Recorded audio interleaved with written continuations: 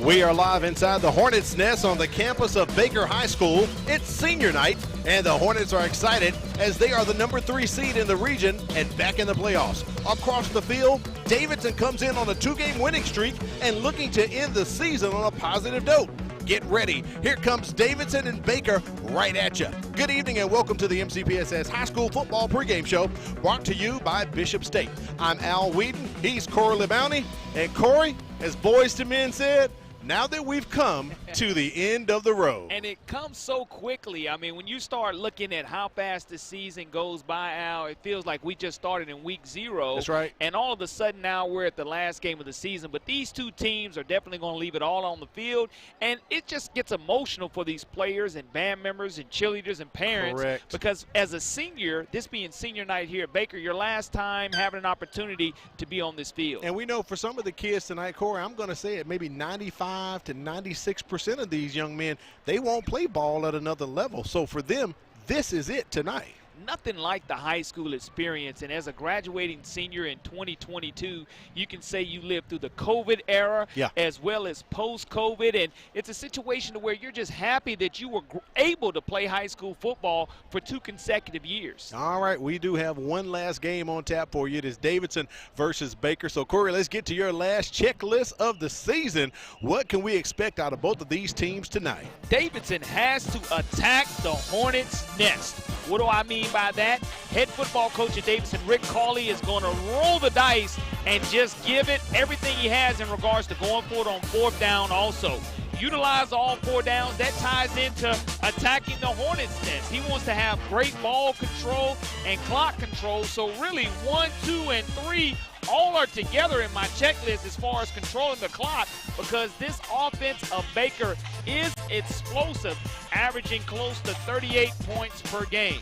When you look at Baker, they must stop the run, because that's what Coach Cawley wants to do. He wants to run the football effectively, and he has the running backs to be able to do so. Justin Poe is a workhorse along with Derek Butler. They must also sting the secondary. You can look for Chase Calcagney to call up some plays where they're passing the football early and often, taking those 20-yard kill shots, and stay healthy, because Baker has a playoff game next week, and it's going to be important that you don't limp into the playoffs. That's right. They're going to travel to Auburn next week, so you definitely want to come out of here healthy with no injuries. So that's very important for Coach Norman. But they do want to get the win. You know, it's senior night, and it's the last home game of the season. And speaking of home games, this is our 4th time being here at Hornet Stadium, because Davidson also shared this field this season. We covered them against Murphy early in the year. It's kind of welcome home. You're not used to being on the opposing sideline if you're the Davidson Warriors in this situation, but because of it, it's a great dynamic that has worked out for Davidson this year. It sure has. Let's take it down to the field and check in with our good friend Kimberly Dunn. She's going to give us our last Bsn Weather Forecast. And speaking of the weather, how are you feeling down there, Kimberly? Oh, it is a great night for Friday night football. It feels wonderful on the field tonight. We are finally feeling the weather, that fall weather that we're supposed to be feeling this time of year. We have temperatures right now at 56 degrees, not 70, 56 degrees, and by the end of the night it will be 54 degrees. And the humidity right now, it's low for Mobile. We're at 72%, and by the end of the night we'll only be up to 80%. We have a very, very slight breeze coming in from the northwest, and it's partly cloudy, so it's a great night for football. Kimberly, last week, Coach Steve Norman, his daughter, was named the homecoming queen at halftime. So last week you covered him. How did he seem this week? I mean, I'm sure he's still on cloud 9, right? Most definitely. He said we are just as excited this week. This is our last home game before we go to the playoffs. And so we're excited not only to just be coming off of that high from last week, but to continue it and going into the playoffs. All right, we'll be checking back in with Kimberly during the ball game. Corey, let's take a look at your impact players for tonight. You talked about your checklist, but who's really going to have an impact in this matchup between Davidson and Baker? Well, if you're the Davidson Warriors, it has to be your running back, Justin Poe. This young man is a senior who has accumulated 1,253 all-purpose yards on the season. So he gets it done with the football in his hand, and this young man should play at the next level. also linebacker Russell Shaw. It's a young man who we had an opportunity to sit down with earlier this week, and he's a tackling machine, amassing some 20 tackles 1 week ago. So he has that star on his helmet for a reason. The Baker Hornets linebacker Gary Byers. He's a junior linebacker, and this young man was very active 1 week ago against the Daphne Trojans. So from his middle linebacker position, he's going to be making some big-time plays. And running back / wide receiver Jamari Hawkins. This young man is explosive with the ball in his hands. He can catch it. He can run it. There's a reason why he has numerous Division I offers, and his stock will only continue to increase.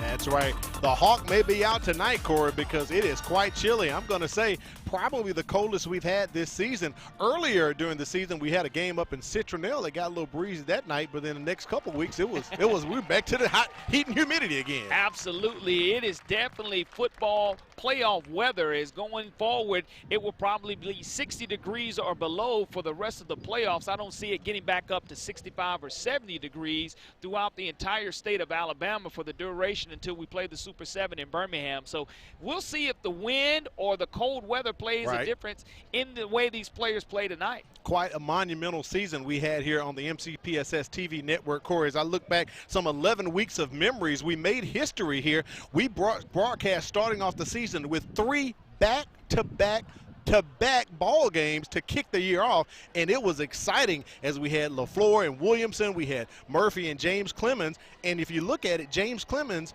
we didn't know anything about them. Corey, they are undefeated so far this season and ranked in the top 5 in the state, and they may be making a run for a blue map. Absolutely, and if you would have told me in week 0, it's just a great trip for them to come down and get that game in, and because of it, you look here some 10 weeks later, they are 9 or going for 10-0, and that's right. Want to go into the playoffs trying to chase that blue map in 7-8. As you think about some of the storylines this season, we got our first time to see Spanish Fort on the network, Blunt and Spanish Fort, and we even had our first ever Saturday game with Blunt and Viger at Last Stadium. It has been a huge year here for the MCPSS TV network. Absolutely. Doesn't get any better than the hard work and the dedication of the crew, who's done an outstanding job getting us, whether it was raining in week 0, pouring down to where we had an hour-and-a-half delay, and we're still able to get that game broadcast to everyone. A tremendous job by the behind-the-scenes folks who you never really get a chance to hear or see them, and want to thank them so much for the outstanding job that they do for us. And tonight you will be seeing those names later on and some of those faces during the telecast, as we're going to flip that camera around and put the spotlight on some of the behind-the-scenes folks. And speaking of behind-the-scenes, Corey and I actually, it wasn't a remote broadcast, but we did Baker and MGM, and Corey, we were set up under the stands that particular ball game. That was the first time ever, but again, the crew produced great shots for us. Sure did. And you would have never known that we were underneath the stands until you were able to tell our viewers at home and watching that we were underneath the stands out in Sims, Alabama. But again, when you start talking about the great job and the setup and the breaking down after the broadcast, you have to love that the ability for the crew to give back to us to put us on TV. All right, that's going to wrap it up for our pregame kickoff show. Headed your way, it's going to be toe meeting leather for the last time this season for the MCPSS High School Football Game of the Week. Got to thank Bishop State for sponsoring our pregame show. The kickoff is headed your way up next.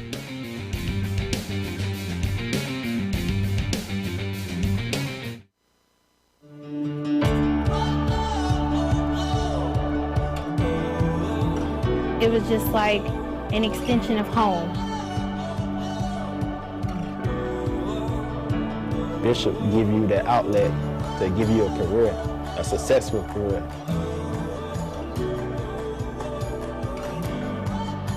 We're doing some great things at Bishop State. Keep an eye on us.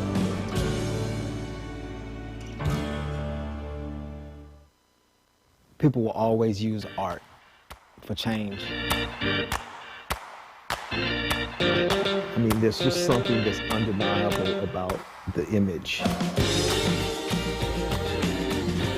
You have to be willing to get dirty. It was for real as it could get. You're lost in that moment and something remarkable happened. There's a beauty to that, you know, it's like this discovery.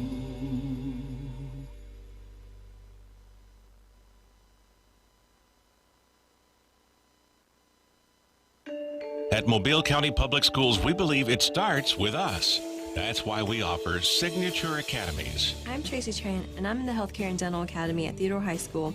In the Dental Academy, I'm working alongside dental professionals getting hands-on training from those already working in the industry. Shadowing them on the job makes me want to work even harder because now I know what I want to be. Signature Academies are open to all students in Mobile County Public High Schools. To find out more, visit mcpss.com. It's a fact. Bullying happens. Bullying can lead to serious physical and emotional pain. But there are some things you can do to prevent or stop it. Stand up for the person who's being bullied. Let the bully know that it's not cool to pick on others. Take action by reporting the bully to a teacher or principal. In the end, when you help someone who's being bullied, you are also helping yourself.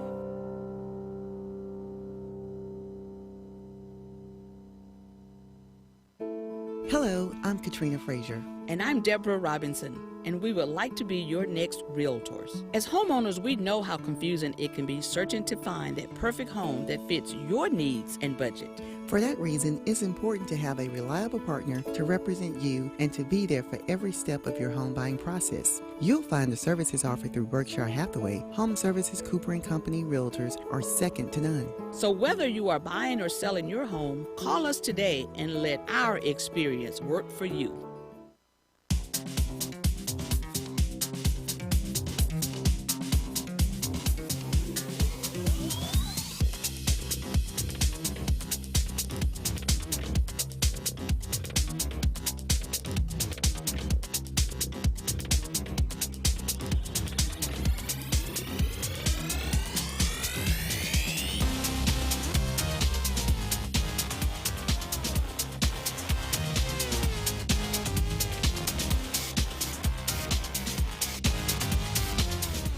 Baker comes in riding high off of their first win ever over Daphne last week and getting ready for the playoffs. On the other side of the field, Davidson hasn't had the season they wanted. They've played hard and entered tonight's contest on a 2-game winning streak. Can the Warriors cap off the season with an upset over Baker and end on a high note? Or will the Hornets pull out their stingers and buzz the Warriors off the field? We're about to find out as we wrap up the 2021 season for the MCPSS High School Football Game of the Week, brought to you by Bishop State. I'm Al Whedon, joined on top of the press box with Corley Bounty. On the sidelines, we have Kimberly Dunn as Adam Gata approaches for our last kickoff of the season, Corey. Really excited that this game is getting ready to occur as far as the last game of the season and what it means to all these players, cheerleaders, and band members. Gata boots it off, taken at about the 5-yard line by the Warriors. On that return, DJ Butler. And we're going to get a look at this Davidson offense coming onto the field. Junior quarterback Bryce Fick leads the Warriors. He's a 43% passer with 2 touchdowns and 4 interceptions. Look for the Warriors to be run heavy with a double dose of senior running back Justin Poe. He's got a 10-yard average, and it'll eclipse 1,000 yards tonight. And sophomore DJ Butler, he's going to hit 500 yards on the ground tonight as well with his 7-yard average. Providing those holes up front is a beefy offensive line, averaging 256 pounds, led by senior left guard Julius Kidd. Kidd checks in at 6'2", 337. Jet sweep as they hand that one off. Going up to get some yards for the Warriors. Justin Poe, just talked about him, Corey. And if you notice, Davidson, they're playing out of a pro set. Fick is under center tonight.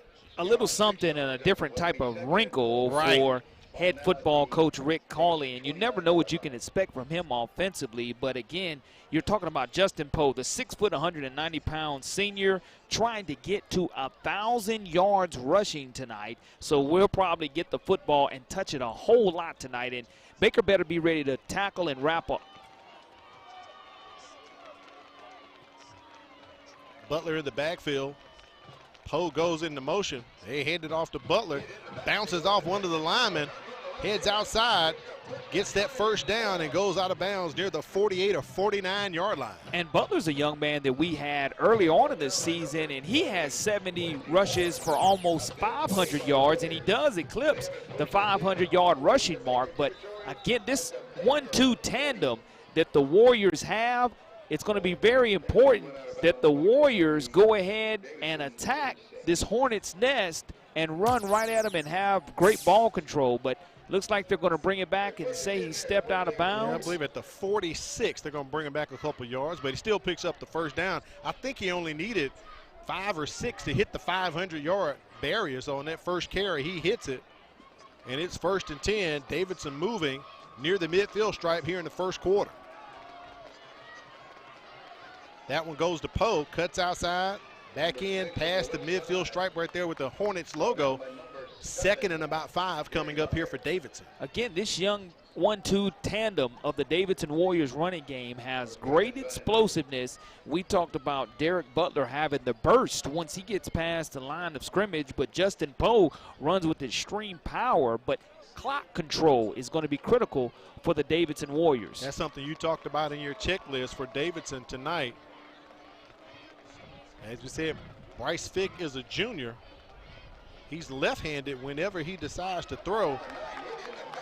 And met in the backfield right there by a few of the Hornets as they sting and zap DJ Butler. Malik Escobar, 5'9", 196-pound senior, makes his 9th solo tackle as far as hitting the running first in the hole. And now you're bringing up a 3rd down and 8 yards to go. You look at him just being able to fill his gap, doing a wonderful job, getting pushed at the line of scrimmage, and a swarm of Hornets come, and now you're looking at a 3rd down and 8 yard to go for the Warriors. Butler takes a loss on that one. One receiver lined up at the top, Isaiah Kaiser. Anthony Rapp goes into motion. Fick rolls to the strong side. He is left-handed and gets that one completed. Or are they going to say incomplete? I want to say he was bobbling it, Al. To Poe. I think he's going to be incomplete. It's 4th down. It would have been the 15th reception for Poe, but he just wasn't able to hang on to it. Just ran out of real estate. But that's something that you like to see. Fick running and rolling the pocket. But again, the clock stops now with 9:21 remaining here in the first quarter, and Davidson's going to punt the football for the first time tonight. Jonah DeLongo will be on to punt, and lining up, setting up by his own 22-yard line. Javen Williams has big play explosive capability. See if they punt away from him.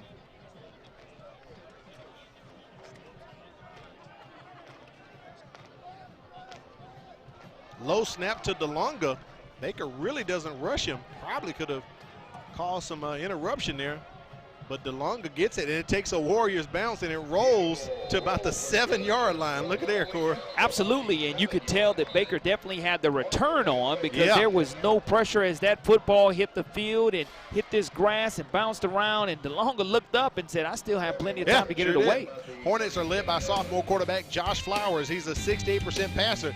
He's thrown for more than 1,600 yards with 16 touchdowns and rushed for nearly 812 touchdowns. His main targets are 2 talented senior wideouts, Jamari Hawkins, and we just talked about Javen Williams. Hawkins not only leads the team in receptions, he's the Hornets' 2nd leading rusher, and Williams has nearly 600 receiving yards and averages 23 yards a catch with 8 touchdowns on the year. Up front, the offensive line for Baker will be averaging 246 pounds, and we have an injured Warrior down on the field. Don't know if we have a number on him. Don't know if it's one of the special teams guys or one of the normal offensive linemen. Looks like 58 for the Davidson Warriors.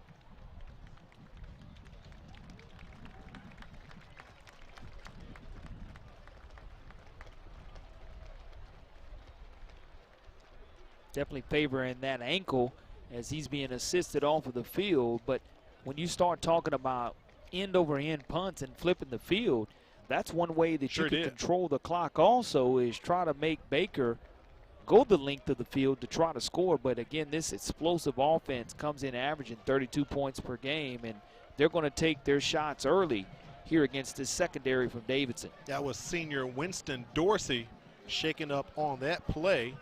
So hopefully we'll see him later on in the contest. Baker at the 10-yard line, just past the 10. Jet sweep to Jamari Hawkins. They're going to push him back near the 3 or 4-yard line. That's going to be 2nd and long coming up here for Baker. And we've seen them in this situation before, Corey, where they're back up against the end zone. When you can't turn that edge, great job of the defensive tackle, James Williams, 6'3", 260-pound junior, getting upfield. And when you go ahead and you contain and don't let this powerful and explosive Hornet offense hit the corners, you're doing something that is great. And it's interesting to see. You said here in the shadows of their own end zone that Baker has struggled when we see them deep in their own territory. We'll see if they're able here to go over the top with single coverage on the wide receiver. Handing that ball off to Zion Davis.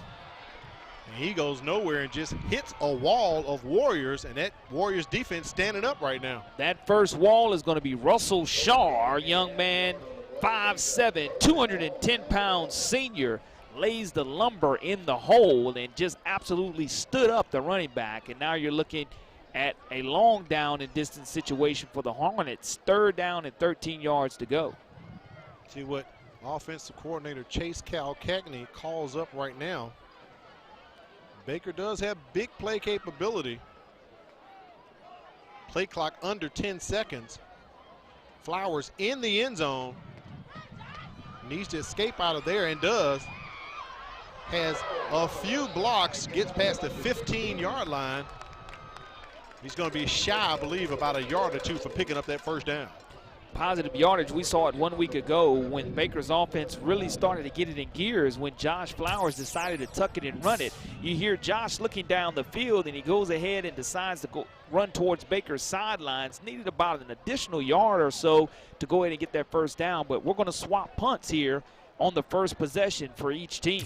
Isaiah Kaiser stands near the 45-yard line of Baker. Irby with the punt. End over end. And Kaiser wisely gets away from it, takes a little forward spin there. And they're going to down about the 38. Take a look at that Baker defense as they come on the field. They play a 3-4. Will linebacker Gary Byers leads the team in tackles. We will call his name a lot tonight. He's getting help from Mike Backer, Antonio Williams. He will work to clog up the Warriors' running gaps to slow down Butler and Poe. In the secondary, sophomore strong safety KJ Beckham. He'll be on tackle patrol. He picked up an interception last week against Daphne. Also plays wide receiver on offense. And senior free safety Kel Britford leads the Hornets with 2 interceptions and is the team Swiss Army knife. He'll play a little offense too. Baker averages 226 pounds on the defensive line. Butler with the carry. No gain there.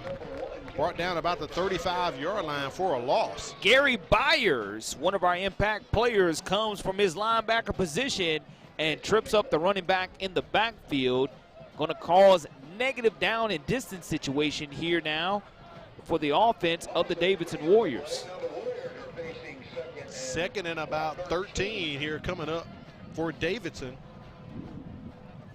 No score on the board. Both teams went 3 and out.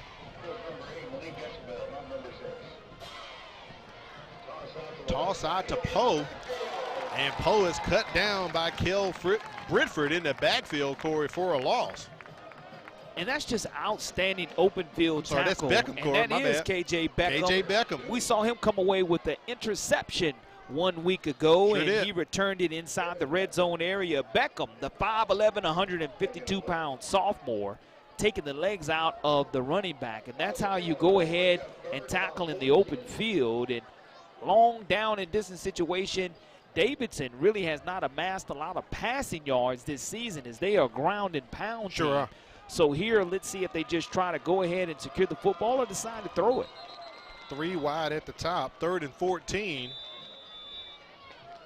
Coach Rick Cawley has called timeout at 5:15 remaining here in the first quarter.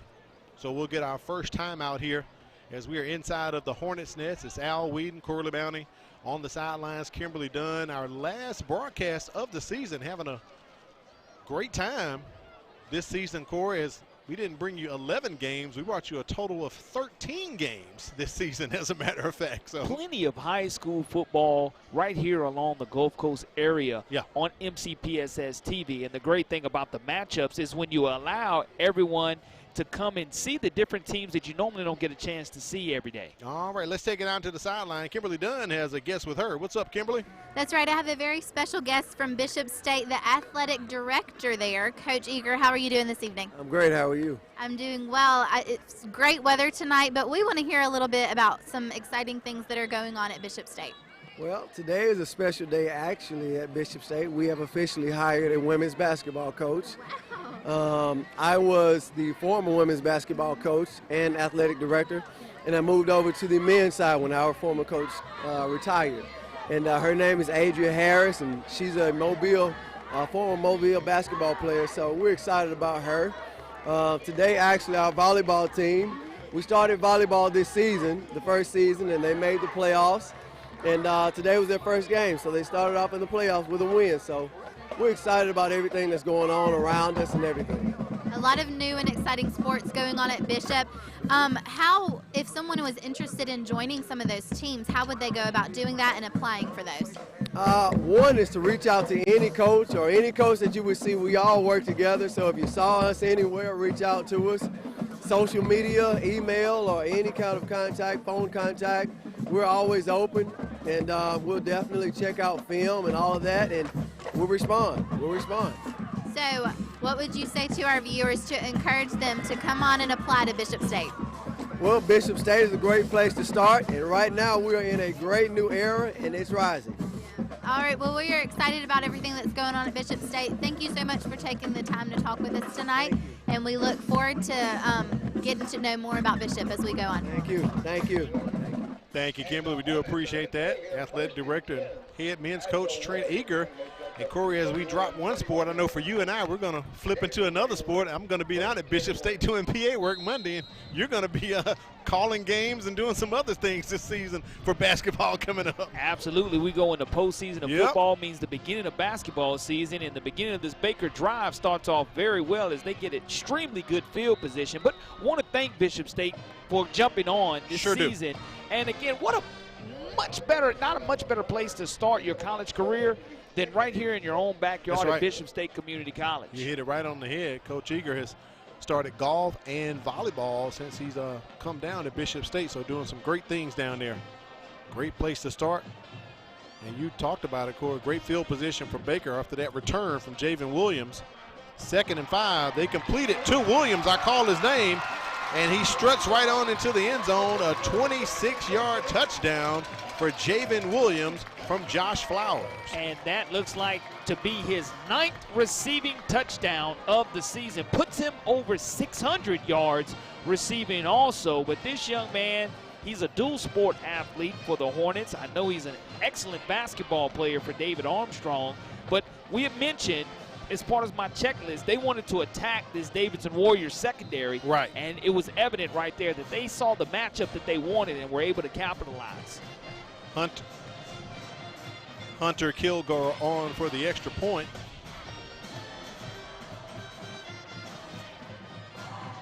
And our first points of the game are up. Baker's on top 7-0. You're watching the MCPSS High School Football Game of the Week, brought to you by Bishop State.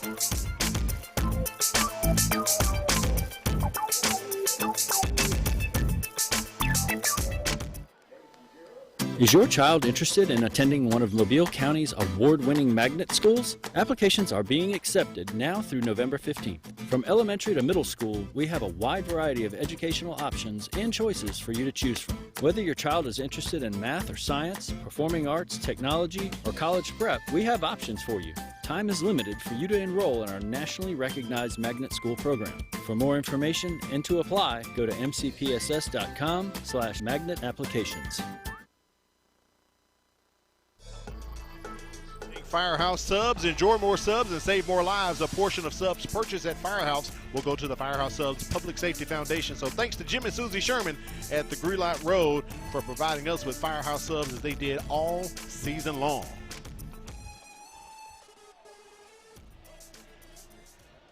Great return by Javen Williams, and Corey, he caps it off with a great touchdown. We'll get that scoring drive up. And look at the hooligans, Corey. They don't care about the weather. Cold weather? What cold weather? The Hornet hooligans say we can go ahead and brave any of the elements that you throw at us, but that's part of high school football and the great atmosphere that you get when you have the student body that's shirtless in the 50-degree weather here in Mobile, Alabama. I can't do that right there. I'm doing enough with the polo and the short sleeves tonight, but I can't go shirtless. Return taken by Poe. Gets it up past the 20-yard line and maybe the 23-yard line. As Davidson's going to try to come back on the field and answer. They've had 2 3-and-outs. Davidson comes into the ball game, as I said, riding a 2-game winning streak. Had victories over Bryant and victories over MGM, and trying to cap their season off with a positive note and kind of upset Baker here as well if they can. Well, you mentioned it. Both these teams call this home this year. That's right, sure did. The Hornets definitely are the home team, as this is their stadium, but Davidson calls this home also, and they have a nice crowd across the way also supporting the Warriors tonight. Fink from under center. And speaking of scoring, look at there, up the middle goes D.J. Butler, and that's a house call, as you like to say it, Corey. D.J. Butler for 6, and Davidson is back in this ball game. 78 yards. Wow. I mentioned the explosiveness of these running backs, and I said if he gets past the line of scrimmage, you can go ahead and put 6 on the board, and he just goes to show when he tucks that football away, he goes ahead and takes it to the house for 6. Sure did. And says, look, Mom, I'm making a house call on MCPSS television network.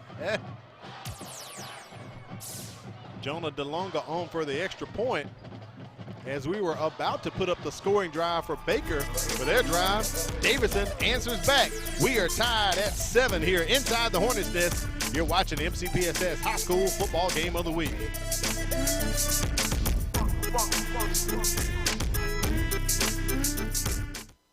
If you're looking for fun, fashionable, and affordable jewelry, it's here. It's Paparazzi. We have a variety of colors and styles of bracelets, rings, necklaces, and earrings for all occasions and for every event. New styles are added daily, which means you are always up to date with the latest fashion. For that genuine bling, join me, Charmaine Watson, the real jewelry lady, on Facebook Live Sunday through Thursday at 7 p.m. It's cute, it's fun, it's fashion, it's $5, it's Paparazzi. We welcome you back to the MCPSS High School Football Game of the Week.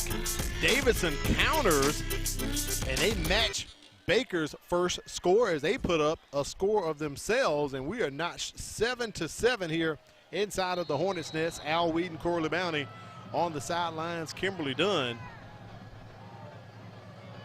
After going a couple 3-and-outs, we've had back-to-back scores. Baker feels that kick at about the 5-yard line. And on the move for the Hornets, getting past the midfield stripe and still going. Almost taking it to the house for the Hornets. Rod Taylor plays backup running back, Corey. They put him in on special teams on the kickoff return, and he almost takes one to the house himself for 6. Well, I tell you what, if DeLonga does not come and slow down the returner, then it is going to be a house call on the kickoff. And you look at the great wedge that is provided. As soon as he busted to the outside, Baker was able to get a hat on a hat.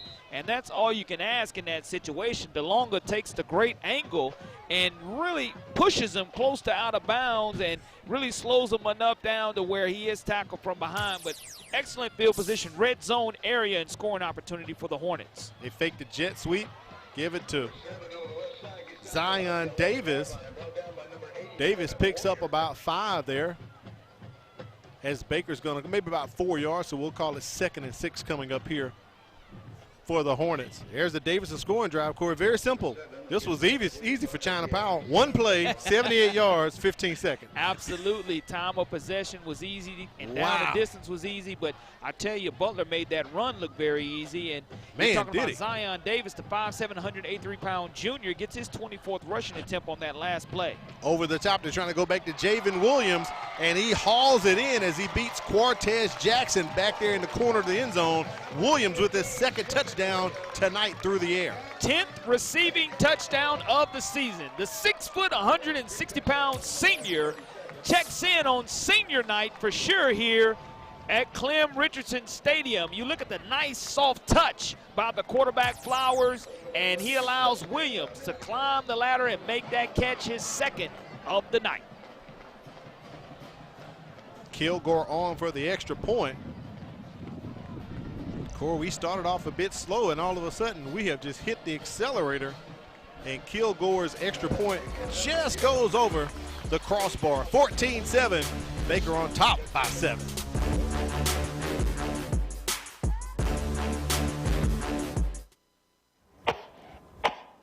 What's the matter, baby? You're not feeling good?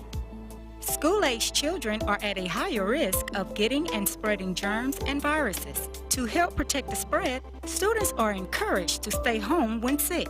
Parents, it's important for your child to remain at home at least 24 hours after they no longer have a fever of 100 degrees or higher without the use of medications.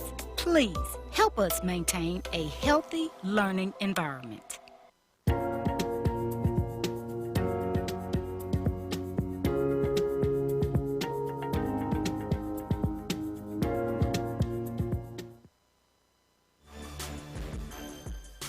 We welcome you back to the MCPSS High School Football Game of the Week. Al Weed and Corley Bounty. We're up here talking with our statistician, Matt Moore. Corey, we don't know if it's 6 or 7 plays, but we've had 3 scores within 5 to 7 plays. We'll put it like that. We opened up the first quarter. The first both teams punted the football to one another. Sure then all did. of a sudden now it looks like we've had an offensive explosion here in West Mobile. But Baker, we're going to see if they make those adjustments. And defensive coordinator J.C. Todd on the sidelines preparing here. It starts on what kind of lick can they lay on special teams here on this kickoff. Nice return up to about the 30-yard line, as Matt Moore tells me it was 5 plays, Corey. We've had 3 scores. And we know Baker has the capability. We were here last week as they came back twice, down 10 points in the second half. So, I mean, they can do it. Absolutely. You look at 2 plays, 16 yards, 40 seconds. Wow. And you just mentioned it, how quickly this game is turned. 14-7 is our score here in favor of the Baker Hornets. But you just saw within 15 seconds a nice 70-plus yard touchdown run by Butler. Poe can bust a big one as well. So if they get a hat on a hat, let's see what adjustments J.C. Todd makes defensively. Who said it was cold tonight, Corey? This place is hot here inside the Hornets' nest. Butler tripped up at the line of scrimmage. They may give him credit for 1. It'll be second down here for the Warriors. Good penetration. Timothy Williams, 5'10", 203-pound sophomore on the stop for the Baker Hornets, but they're going to try to go ahead and say there was no gain on the play, so we'll call it second down and 10 yards to go. But Davidson is content here to try to grind out this last 146 of the first quarter. I think they have used their second timeout. Coach Carley has called timeout, so they'll take a break right there, so that's not a problem. Baker and Davidson, they've played each other 41 times through the years. Davidson leads the series commandingly 33-8, but Baker defeated Davidson last year 35-6. And as we talked about, top of the telecast, Baker comes in averaging about 32 points on offense, giving up 19 points on defense. They hit their average last week as they won 35-31 over Daphne. And we mentioned that this Baker Hornet team next week in the first round of the playoffs, they will be playing the Auburn Tigers, and they want to do so healthy. But when you start looking at the first quarter statistics so far, yeah. Rushing yards, 92 for the Davidson Warriors. 0 passing yards. They've attempted a pass. They sure have. They just have not completed it. And you start looking at Baker, they don't want to really run the football. They want to pass the football against this Davidson Warriors. So it's a contrast in style how these coaches want to attack offensively tonight. No penalty so far in this contest. 2nd and 10 coming up after that timeout. Coach Cawley and his coaching staff, they've pulled Fick from under center back to a shotgun spread, and they spread it open right there for Poe as he goes up the middle. Picks up about 4 or 5 on the carry. It's going to be 3rd and about, let's say, 5 or 6 coming up here either way. Positive yardage on first down. That's what's important for this Davidson Warrior team. Positive yardage anytime they run the football, trying to control the line of scrimmage. And I mentioned moments ago that they want to try to run out this quarter with the football as they're going to try to flip the field here. It's going to bring up 3rd down and close to 7 yards to go. Maybe 6. I think it's a long 6 myself. Baker's calling it 3rd and 6. I think it's more to 7, like you said, Cora. Fick back to throw. And gets that pass completed to Isaiah Kaiser as he falls past the midfield stripe. First down, and the Warriors move the chains. Kaiser only makes his 5th reception of the season. The 5'10", 145-pound senior picks up a first down in doing so, and that ball was pretty tightly thrown by Bryce Fick, but nonetheless, it allows the Davidson Warriors to get a fresh set of downs and continue to grind out this clock. Ball sitting squarely on the 49-yard line of Baker.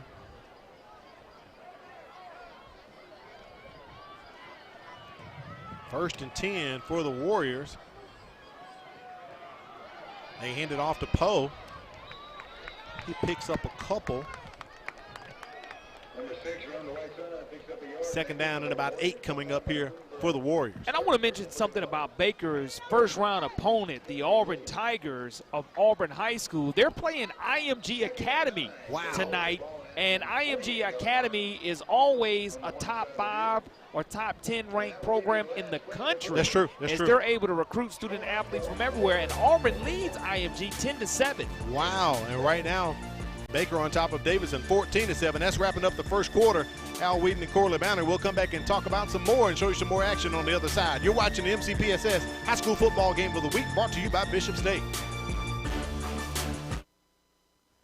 When we say Bishop State Community College is a great place to start, we really mean it. Want to major in psychology, engineering, criminal justice, English, history, or something else? Take your general education courses with us, then transfer your credits to the four-year choice.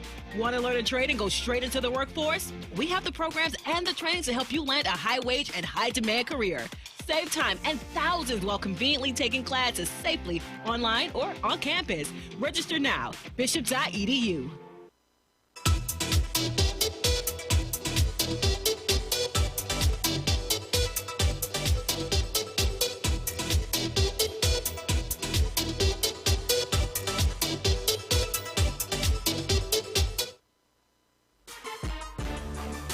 At Mobile County Public Schools, we are learning today, leading tomorrow. Baker leading right now 14-7 on top of Davidson as they try to claw back and tie this ball game up.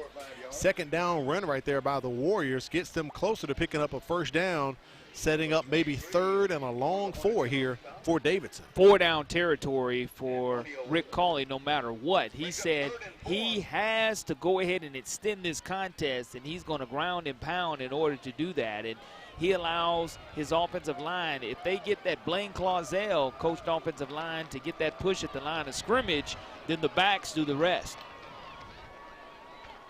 Fick goes under center. They hand it off to Poe. He gets the first down, loses his helmet, so he'll have to come off for one play as he stands up and points. First down for the Warriors. And just the toughness of the young man. He had his helmet ripped off of him, but he was able to pick up that first down. And I mentioned, you know, they have a great kicker who does all the special teams work in DeLonga. So I saw him in pregame kicking 52 and 53 yarders. Wow. So he does have the leg in order to kick that. So when you start talking about picking up another 5 or 10 yards, DeLonga's in field goal range already. Yeah, makes a big difference, especially in high school. Ball just inside the 35-yard line. They hand off to the other back, Butler, as the Hornets collapse on him right at the line of scrimmage. I believe no gain on the play. We'll call it 2nd and 10 coming up here for Davidson. Jason McMillan, the 6'2", 220-pound defensive lineman on the stop for the Baker Hornets. It may be senior night for Baker tonight, Corey, but across the way, Davidson has brought a good contingent for this last ball game of the season. Absolutely. I think that they're thinking that this is their home game the way that they're across the way. Butler on the run, gets up to about the 30-yard line. It'll be 3rd and long coming up here for the Warriors. Davidson down to 1 timeout remaining here in the first half. Quincy Horn on the stop, the 5'8", 165-pound sophomore from his linebacker position. And I mentioned you get into this type of territory, 3rd down and 6 yards to go. Coach Colley does have a great field goal kicker, but again, I think that he'll go ahead and roll the dice and go for it on 4th down. I'm sure he would. Hand off to Poe. He falls ahead for maybe 1 or 2. So decision time coming up here for the Warriors. And I don't know if we're able to run that play back in the truck, but Julius Kidd, the left guard, 6'2", 337-pound senior. Watch him pull from his left guard position, and he does a great job of trying to get a hat, allowing his running back, and that's a great replay by the truck, showing the big 337-pound fella pull and try to create spaces for his running back. That's why we had him spotlighted in the starting lineup. So 4th down, about 3 yards to go here for the Warriors. No surprise them running it. Falls past the 25-yard line. I think he may be shy about half of a yard, Corey, or maybe a full yard. So Davidson cannot convert 4th down. And he goes to pull again, and he just wasn't able to get out in front of his running back. But I mentioned that Coach Colley is going to go for it on 4th down because he wants to control the clock, and he has a great kicker, but in that situation, you have the gut feeling in talking with him in our meetings earlier this week that if it did get down to 4th and short or 4th and long, he still was going to go ahead and go for it. So it does not work for them, but at least the ball is still semi-deep in Hornet territory. They're not going to take over on their own 20, but it's going to be right at their own 25. Right at the 25, 1st and 10. Hawkins goes into the backfield. They hand it off to him. He's following behind the guard. Gets past the 30-yard line. Nice run by Jamari Hawkins. 2nd and short coming up here for the Hornets. Anytime you're tackled by the secondary members, you know that that's a problem when you get to that 2nd level. So 7-yard gain on the play by Hawkins. And I mentioned he is a multi-purpose player playing wide receiver as well as running back. And Coach made the decision a couple of weeks ago to just go with our ball hawk. And we want the ball to be in our best player's hands at all times. Hand that one off to Taylor. He barrels forward, picks up the 1st down, gets up to the 41-yard line. Baker on the move, picking up their 1st down, picking up 1st down right here. And that's what you want to do. You want to move the sticks here as we are at the 8-10 mark in the 2nd quarter of action. But Baker going tempo. When you do run the football a lot, it does allow a lot of clock to go by quickly. Flowers almost sacked. Just kind of gets rid of that one so he doesn't have to take the sack. 2 Warriors come in on him. And that's all you can ask for is great pressure by Cedric Easterling, the 5'9", 162-pound senior who has a great pedigree in regards to his dad. Cedric Easterling used to play for the Shaw Rebels. Got right in under Flowers. Baker was going tempo right there. And as you can see, KJ Beckham just kind of was confused a bit maybe on his route after running it. Like, where are you throwing it to, man? Well, as you're at 2nd down and 10 yards to go, let's see how Flowers decides to operate. High snap, but they get it off to Hawkins. Hawkins on the move into Warriors territory. 1st down. The chains move once again for the Hornets. Tackled by Russell Shaw, and that's your best player offensively. And as soon as he plants those feet, he knows how to cut it north and south and get the yardage that is needed for the Baker Hornets. Notice how he was patient, waited for that hole to open up. Corey took that stutter step and stepped right into it. Empty set here. Flowers back there by himself. And our first penalty flag of the contest comes in. Well, I think that's pretty good considering it's 7:30 remaining in the second quarter of action, and that's what has allowed this first half to go so quickly. And as soon as we say that, false start, offense, 5-yard penalty will remain automatic. First down. 1st and 15 coming up, so that'll push Baker to the 50-yard line. we need for everybody to knock on wood at home, or if you're watching this, so the penalty flags stay in the pockets of the officials. Wind picking up here at Hornet Stadium. Flowers just throws that one up. And it is hauled in by Jamari Hawkins. And Corey, he and the receiver, he and the defender literally were waiting on that moon ball from Flowers to come down. And Flowers off of his back foot throws that off for grabs, but he trusts Hawkins to go get it. And it laid up there for probably 5 or 6 seconds, and you high pointed. The cornerback does not, but the wide receiver does, and creates another fresh set of downs for this Baker Hornet offense. And Mr. Hawkins is Mr. Everything offensively for the Baker Hornets. That was the battle of the JHs as Jamari Hawkins out-jumped Jacody Harris and brought it in. Flowers on the keeper right here. We know he has the speed and the talent to get close to the end zone, but a flag comes in as the wind picks up more here atop the press box at Clem Richardson Stadium. Well, you can hear the Davidson High School band encourage the defense to step it up, but we'll see what Tim Porter, our white hat tonight, has to say about this penalty flag. I think we could see that one from atop the press box, Corey. We knew what was coming. Holding against the Hornets going to push them back. In the play, holding on the offense, 10-yard penalty from the spot will remain. First down.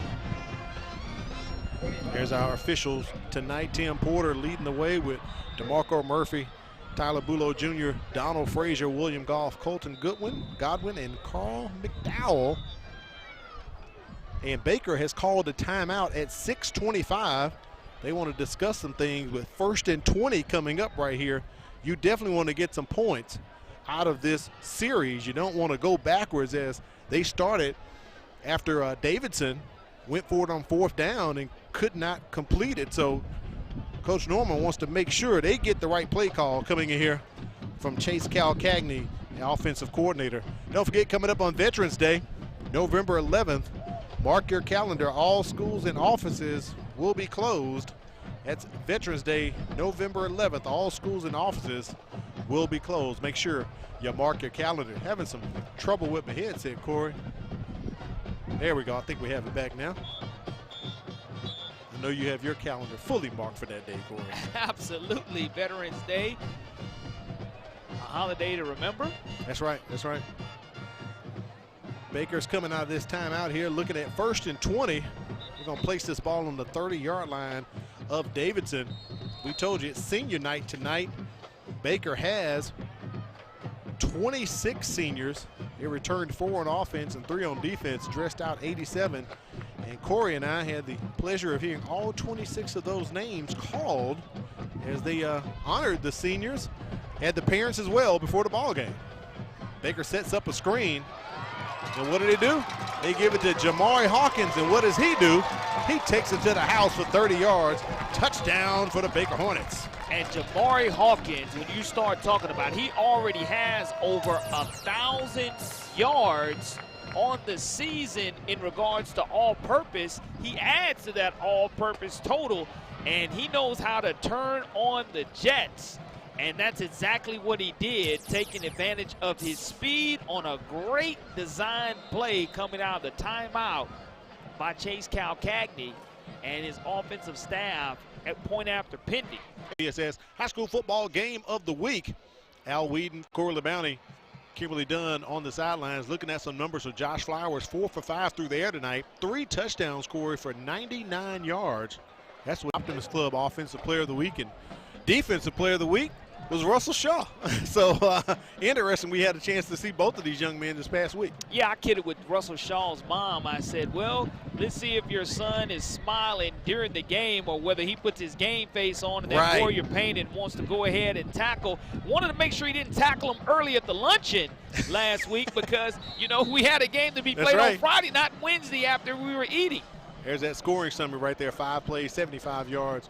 Used up 2 minutes and 46 seconds. And ironically, Corey, they both sat at the same table and were on very good behavior, those young men. Absolutely. That's why I said I didn't know if they were going to go ahead and get the game started early Wednesday or not, but it's a great contest tonight.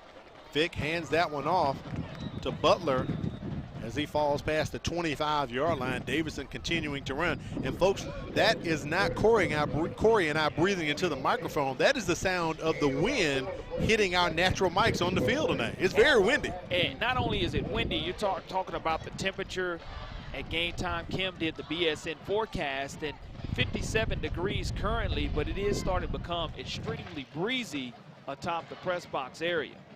There's a shot of me right there. You can see Matt Moore and China Powell, they're all wrapped up. I'm trying to tough it out, Corey. It's the last ball game of the year, man. Big ups to our man Bubba on the shot right there. Look at the spin move from Butler as he spins twice and gets to the 35. They picks up a first down on that run. This young man shows you that there's going to be a very bright future moving forward for him as he hits the spin button. Look at Butler, goes ahead and presses the hole and decides to hit the circle button. Boom. Keeps his balance and goes ahead and picks up additional yardage for this Davidson Warrior offense. The young man only a sophomore, so looking forward to calling his name the next couple of years. That's right. Along with Josh Flowers. So we have some great underclassmen who are participating here in this game particularly. 2-by-2 receivers for Davidson. They're going to go back with the run to Butler once again. Coming up at halftime, we'll have our last Chick-Fil-A halftime trivia challenge.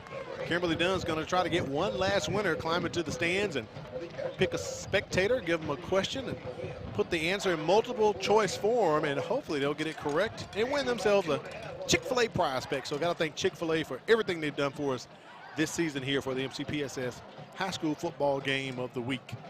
Second down and about 7, maybe 8 coming up here. We'll call it 8 since Baker's going with 8. 2nd and 8 here for the Warriors. 3 receivers to the top this time. And Justin Poe in the backfield with Fick. They hand off to Poe. Davidson showing the look of pass, Corey, but continuing to run. Gary Byers on the stop for the Hornets, but you're exactly right. I love the press coverage by the corners.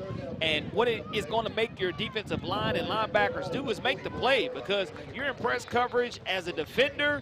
You're trusting your defensive line and your linebackers to go ahead and make that tackle. And Davidson's trying to get that push. And we mentioned earlier in the year, offensive line coach Blaine Clausell has a great pedigree himself. Sure does. He's a Baker graduate. He's a Baker graduate, Corey. So this game definitely means a lot to him, being a former Baker Hornet.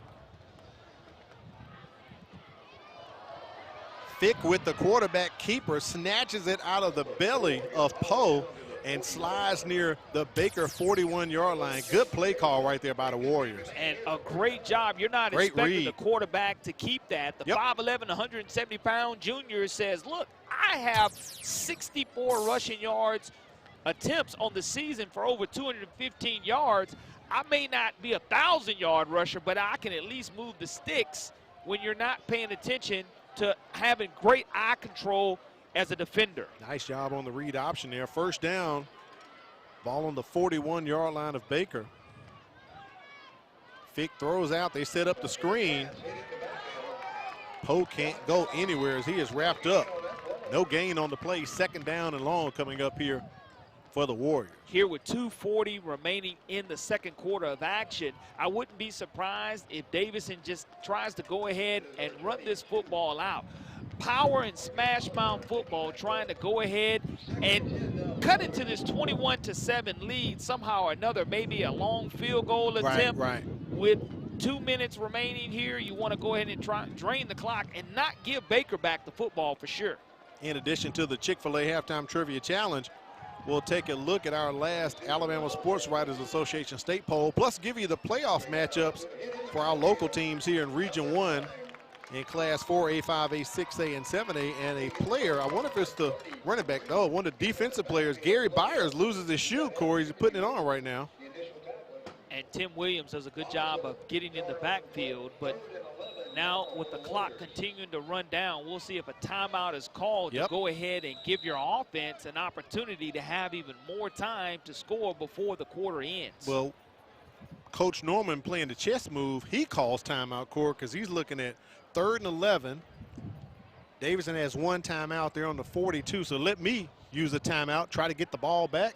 We know they can score quick. We've seen it happen before. I'm not surprised at this move right here by Coach Norman.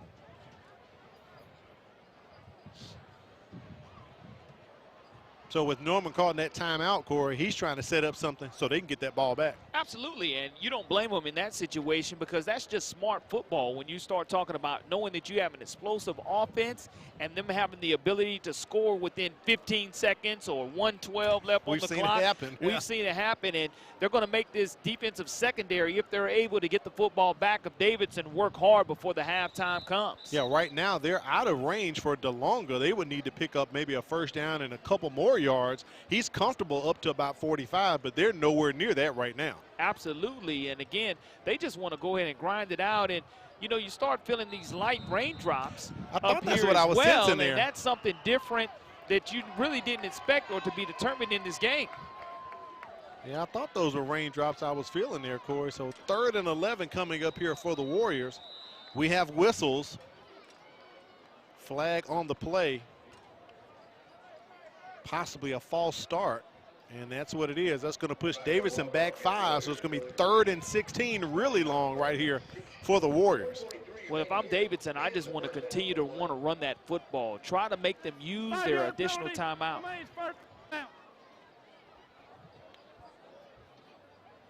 They're going to place the ball here at the 47 of Baker.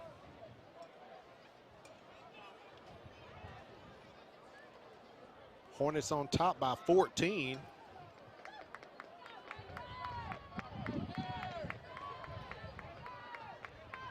Two-by-two receivers once again for the Warriors. And Fick unloads, trying to catch up with Isaiah Kaiser. And that ball knocked out by Kel Bridford. Incomplete, and it stops the clock, Corey. Bridford, the 5'8", 157-pound senior with a nice pass defense, and it will put the Davidson Warriors in a situation to where they will give the football back to this explosive Baker Hornet offense. And one thing that when you have senior night, they did have a black light pep rally today at Baker. Yes, they did. And the student body was very excited about that. And anytime you have the neon glow sticks out at a pep rally, I think that just goes to show the type of excitement that can carry over to senior night. DeLonga trying to kick it away from Javen Williams.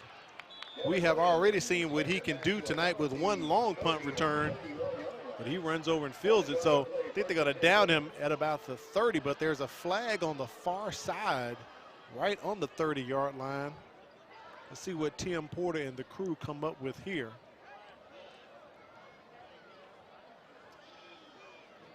Looks like possibly that block in the back area maybe is one of the Hornets were caught as they were trying to set up some blocking. And there it is. That's going to push Baker back. Let's see how far they walk this one back, Corey.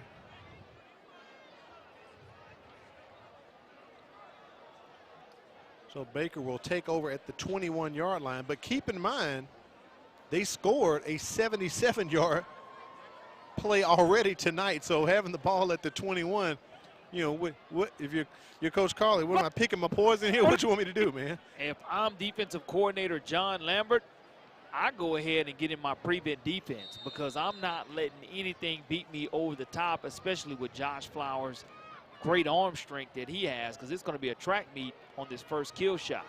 Setting up the screen. That pass almost intercepted by the Warriors at the line of scrimmage.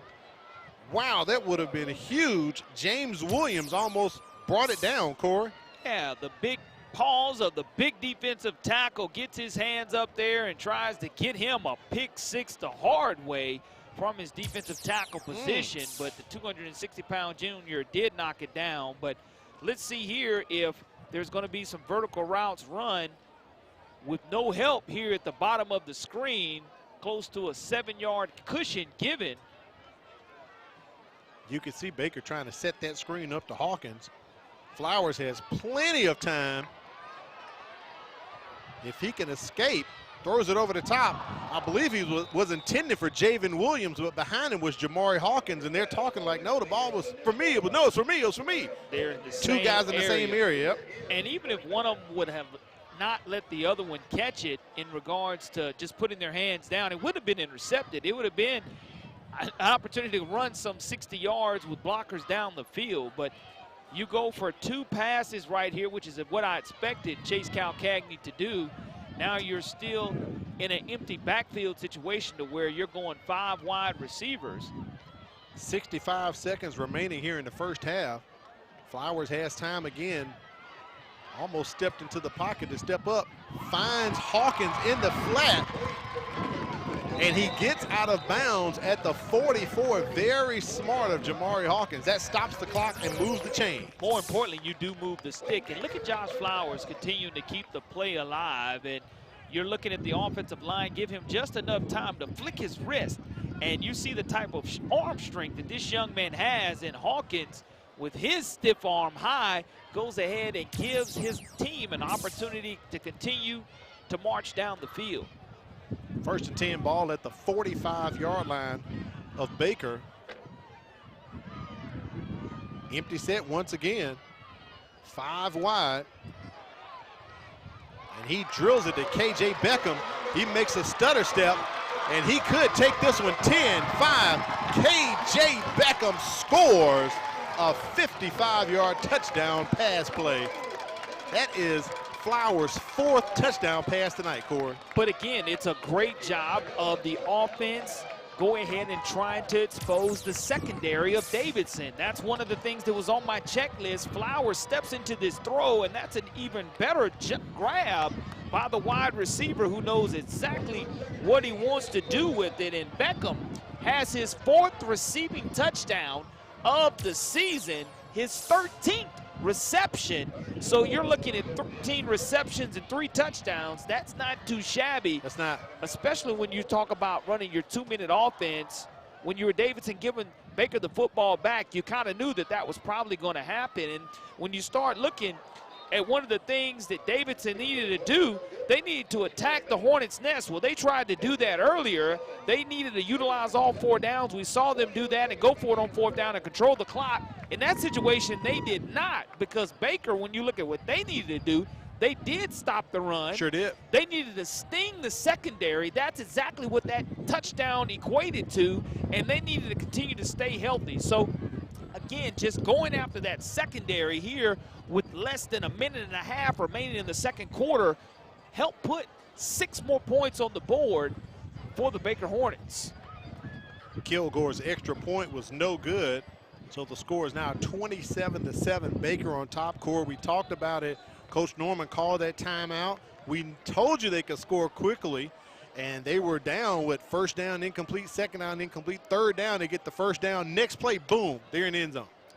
Just the explosiveness is what's going to be fun to watch next week versus the Auburn Tigers of Auburn High School, because Auburn's going to come in and try to take away Hawkins and Williams and try to get Flowers pressured. If they're not able to do that, this young man has the ability to pick you apart, and the great route running, coming back to the football, knowing the timing is great by this team is special here. If you're Davidson, you want to make sure you don't turn this football over with 41 seconds remaining here on the kickoff, or make sure when it's handed off, you don't turn the football over either. Correct. Do not want to do that.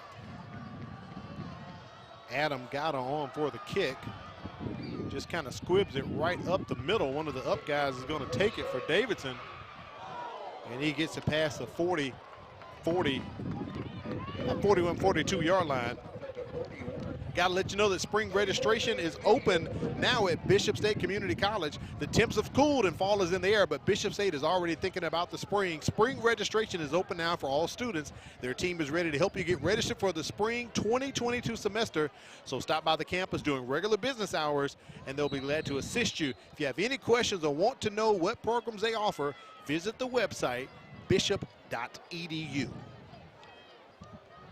34.3 seconds remaining here in the second quarter at Clem Richards Stadium. The Baker Hornets leading the Davidson Warriors 27-7 as we're approaching halftime.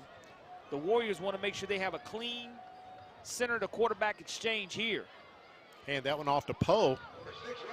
Works his way up to about the 35-yard line of Baker, picks up the first down, and most importantly, Corey, gets out of bounds to stop the clock. Positive yardage again. Butler and Poe are two explosive backs, and any time that you don't wrap up, these young men can make you pay, but that's a nice run for the Davidson Warriors, getting the football right to the 37-yard line of the Baker Hornets with 25.6 seconds remaining. Some slight sprinkles starting out here inside of the Hornets' nest. They're going to place it at the 37. Say he stepped out at 37. Go back to Poe once again. Picks up a couple.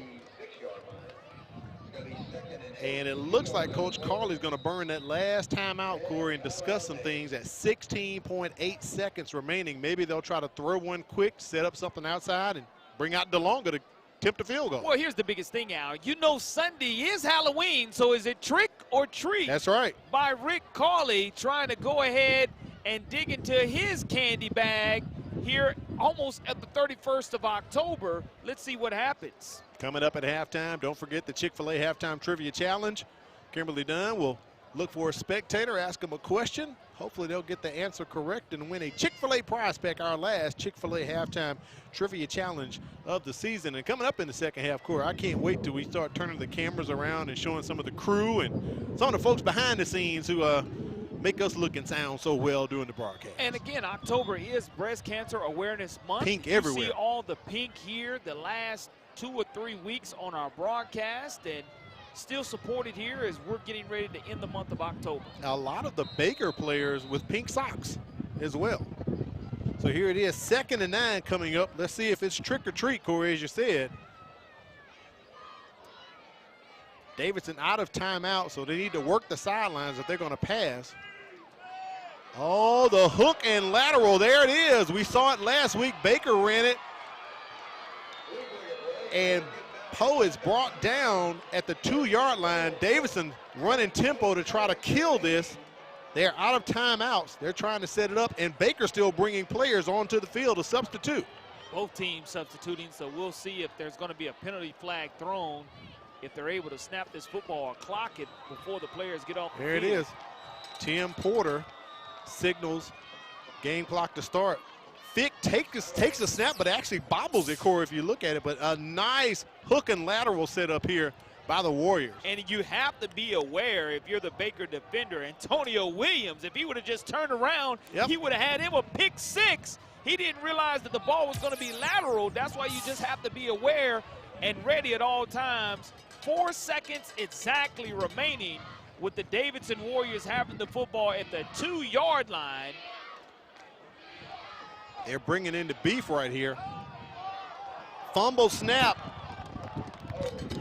It isn't an actual fumble. We haven't had a turnover in this ball game. And Corey, I believe we could have had a turnover on the last play of the second quarter. Let's see what Tim Porter says before we hop up here on camera. That is going to be the last play. It is the last play. A turnover as well. Don't know who actually recovered the football, but Rick Cawley's on the far numbers trying to get an explanation as to exactly what happened.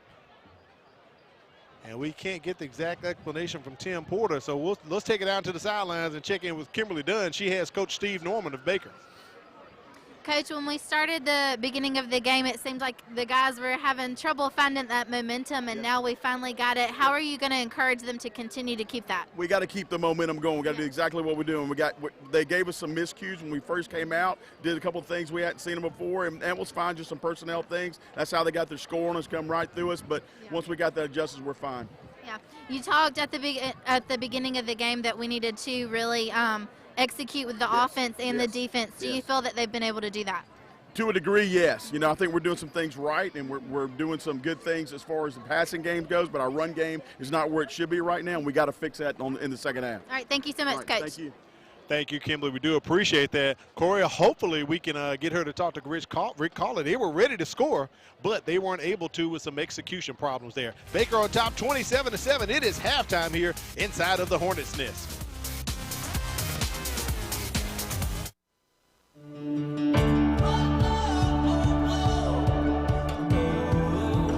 It was just like an extension of home.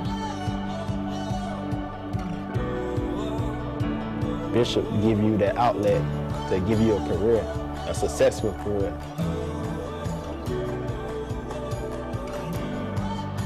We're doing some great things at Bishop State. Keep an eye on us.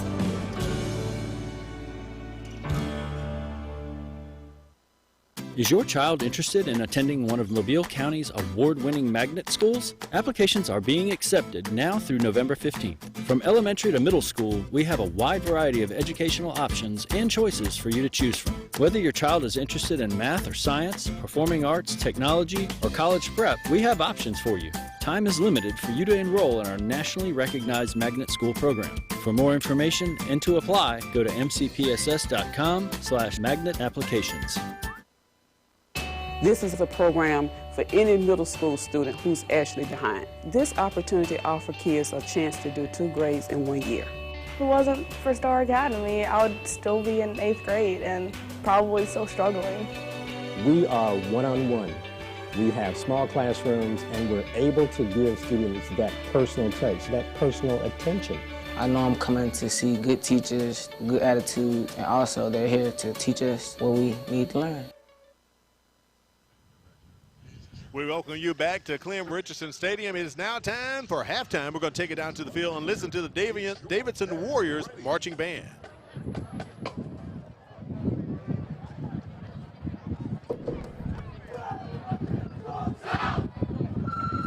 Ladies and gentlemen, the sound of Mobile.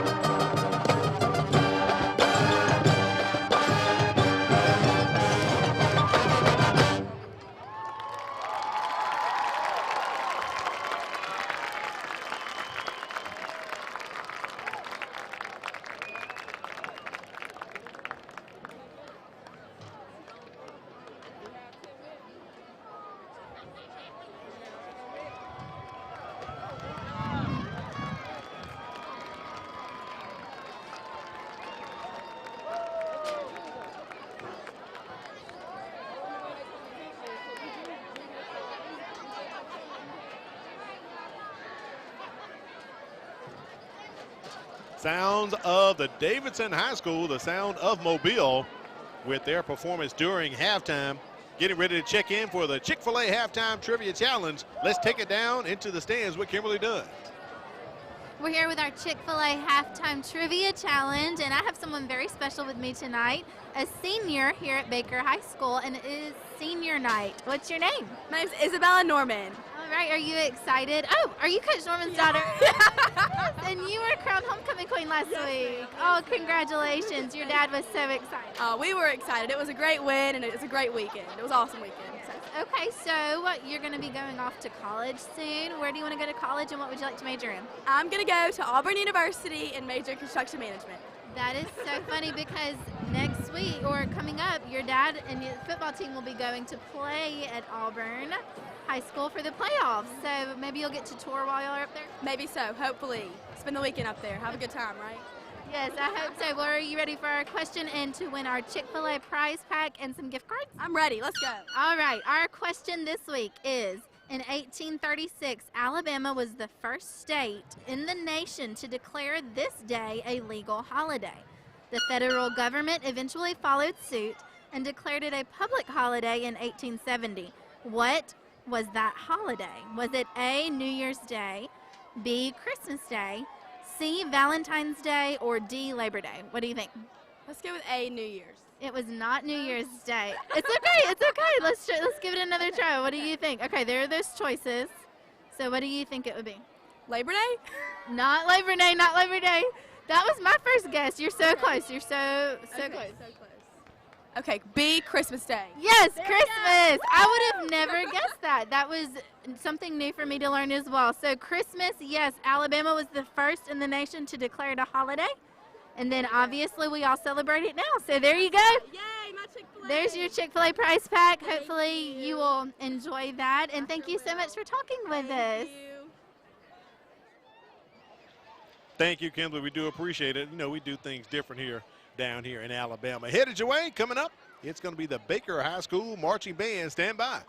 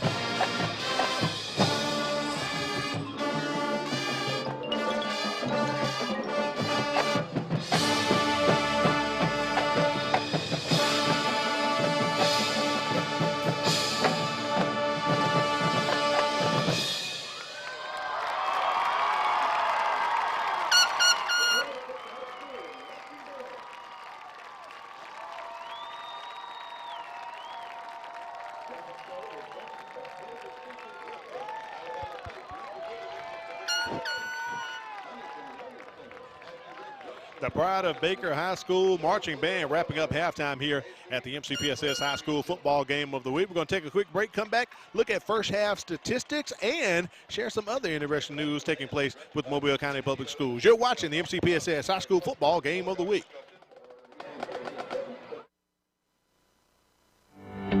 If you look at the numbers, Mobile County Public Schools is making great strides. With more than 53,000 students, 7,000 employees, and 90 schools, we are consistently increasing our four-year graduation rate and our first-class pre-K program. We continue to strive for national recognition and continue to prepare our students for the global workforce. And we do all of this with one goal in mind, to equip and empower college and career-ready graduates. Mobile County Public Schools. We're learning today, leading tomorrow.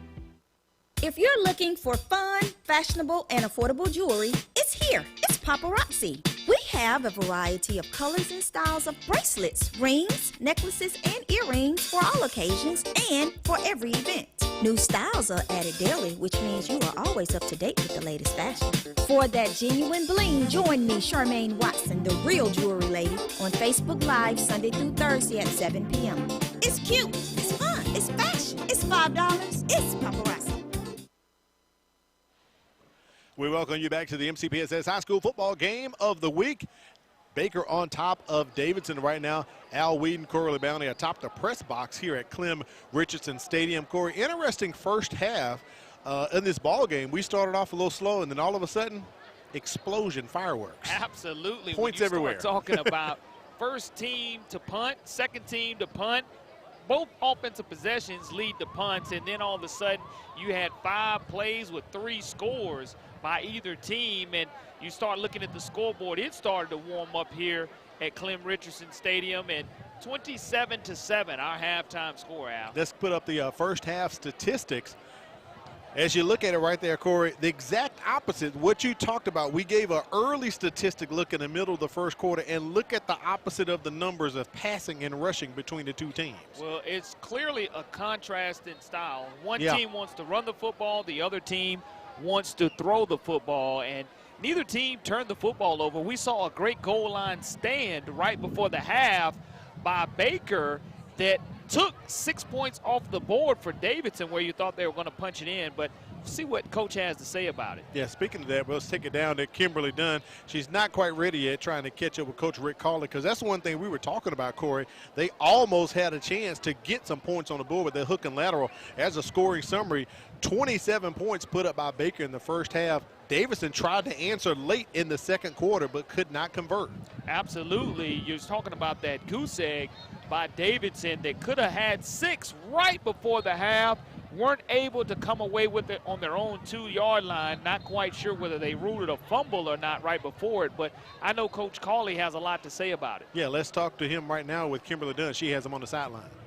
Coach Cawley, y'all started out the game with 2 3-and-outs and then had that explosive play for a 78-yard touchdown.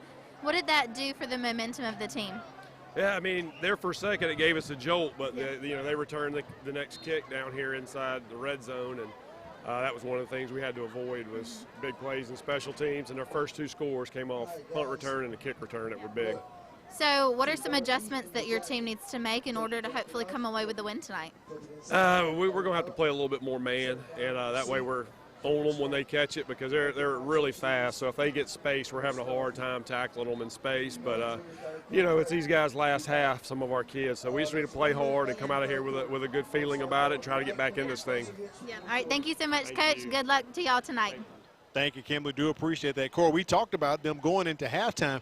Drew up a great play call with the hook and lateral. Fick gets downs in, and I talked about how the center quarterback exchange didn't go too well, and the next play when they're setting up to score, same thing happens. Absolutely, and that's just something that I know that Davidson would love to have back on the scoreboard in regards to them scoring 6 points, especially being at the 2-yard line, but weren't able to come away with it. Now, here in the second half of action, we'll see how explosive this Baker Hornet offense decides to be in regards to how they want to handle the passing ability that is the Davidson secondary, because that's where this offense feels that they can attack from a Baker standpoint is the secondary of Davidson. And we saw that with equivalent of 3 touchdown receptions, maybe even 4 here in the first half, definitely 3 in the first half of action. We know Baker is qualified for the playoffs, trying to win them a championship, but we have some local champions we need to show. We tried to get it on last week, but, man, the ball game was so good. But a big shout-out over to the Scarborough Middle School.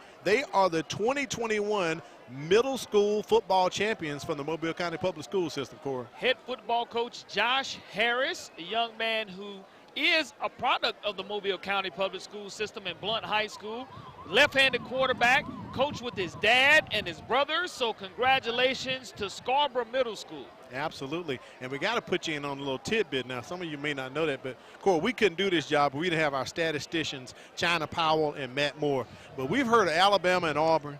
We've heard of Alabama A&M and Alabama State, the Magic City Classic. But coming up Monday, Scarborough and Pillins are going to have a little basketball competition, and our buddy Matt Moore is the coach over there for the Lady Palmer Pillins, and China Powell, the head coach for the Lady Scarborough. So they're going to be going at it Monday, man. I love it. I love it. And it's going to be, I don't know who's going to win. We'll flip a coin. Right. They're definitely chomping at the bit. It's they've Friday been talking night. Noise all night, man. But it's all about that hardwood action. And if you have a chance to go out and support middle school basketball, we encourage you to do so. I do believe those games start at 3:30.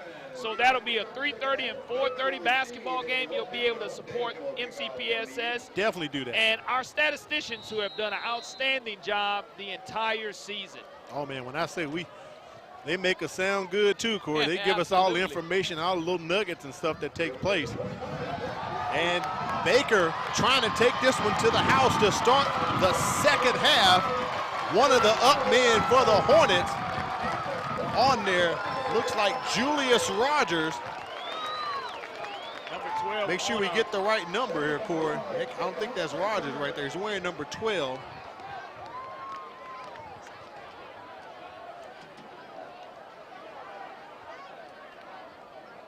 Antonio Young Jr., I believe.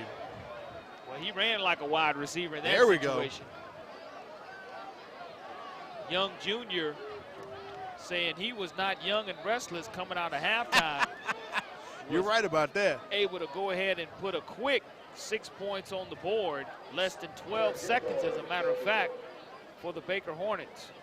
One of up men on special teams, and we have excitement as we start the second half. Corey, we could barely get our flip charts together, and Baker has scored already. We didn't get a chance to put it up during halftime, so let's put up some of the playoff matchups that we have. We know that Baker has qualified for the playoffs, and we'll show you what we have here locally for 7A Region 1.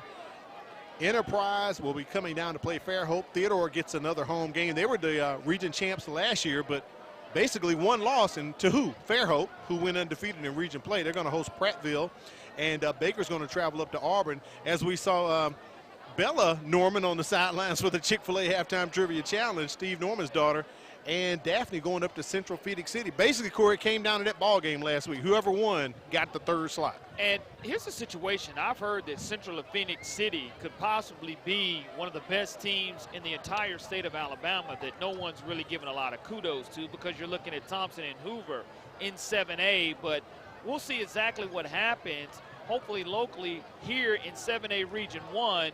where we have 4 representatives, we don't come away empty-handed, but we have some tremendous talent and some great coaches in 7A Region 1 that I know will represent well. We sure do, and hopefully we can get someone out of this region to make it up to the semis, more importantly, make it up to the championship game and bring a blue map back.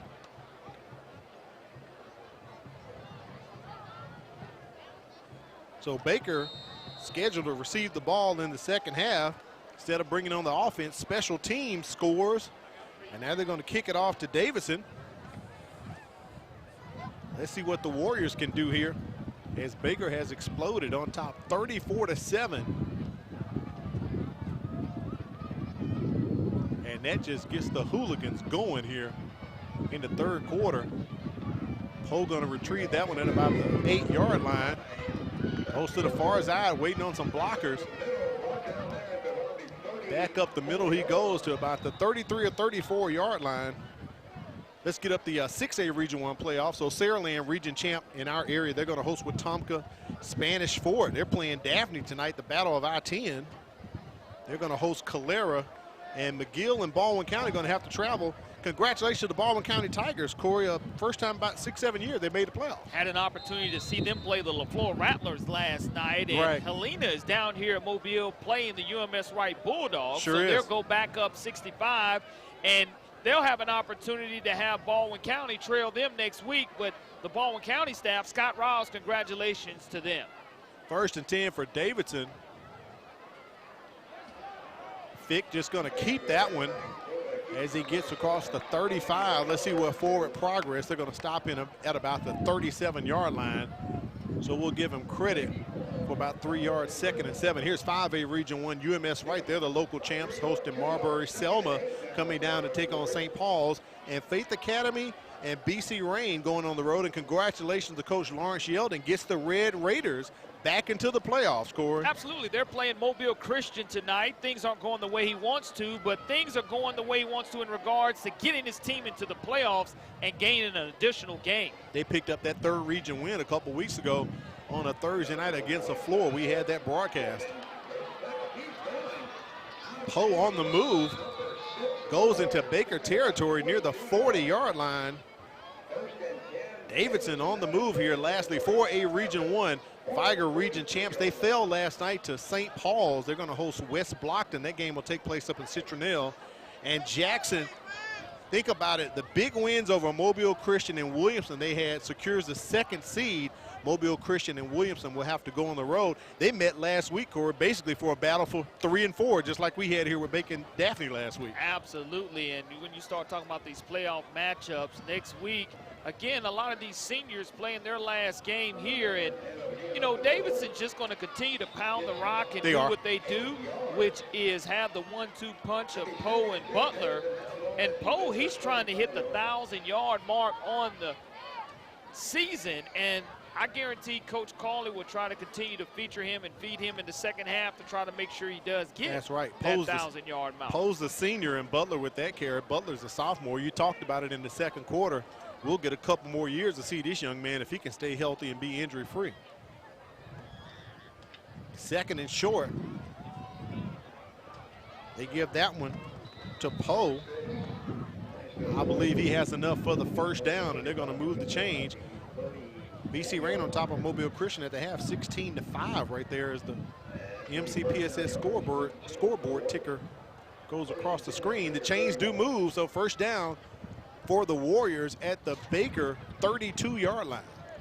And if you're the Davidson Warriors, just want to continue to pound that rock. You wanted to get that stop coming out of halftime. We're not able to stop that electric return that resulted in a touchdown for the Hornets, but you are able to answer and continue to ground and pound here and plow away at records.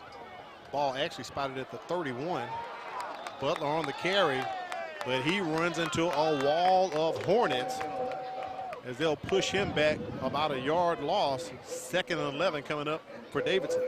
Jason McMillan, the 6'2", 220-pound defensive lineman on the stop. 2nd down and 11 yards to go now as the wind really is gusting and picking up. Really is, Corey, blowing our flip charts around everywhere here atop the press box.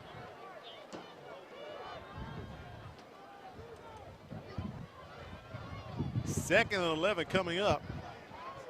They give that one to Butler. Up the middle he goes. Picks up the first down, gets it close to about the 11 or 12. Corey, wind gusting so bad, it's taking your flip chart and throwing it into the stands. That's man. the second time that's happened here at Baker High School, to where the wind has just gone ahead and taken my flip chart, but Baker's on defense. I got you some help, buddy. Look to your left right here. There we go. I can help you out if you need. Wow. Davidson inside of the red zone. Ball at the 10-yard line.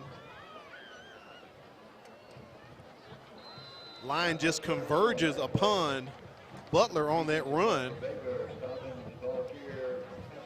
Got to thank the great fans here at Clem Richardson Stadium for helping us out, Corey, and getting your chart back up. Absolutely. It's going to make it up here. I know it is. You should sign it for him after the ball game and say, here you go, buddy. Appreciate you. I'm just glad that they weren't turned around and hit him in the face like a moon pie at Mardi Gras time, Al. Yeah, you're right about that. 2nd and 10 coming up here for Davidson. No gain on that play. They give it to Poe this time. He picks up a couple. This kid is a really great runner. Senior, going to be graduating this season. Baker bringing in their substitutions. So Davidson can pick up a first down without getting into the end zone. I believe they can get to the 1-yard line. They'll pick up a first down. 3rd and 7 here coming up for the Warriors. Let's see what offensive coordinator Chris Denny is going to come up with.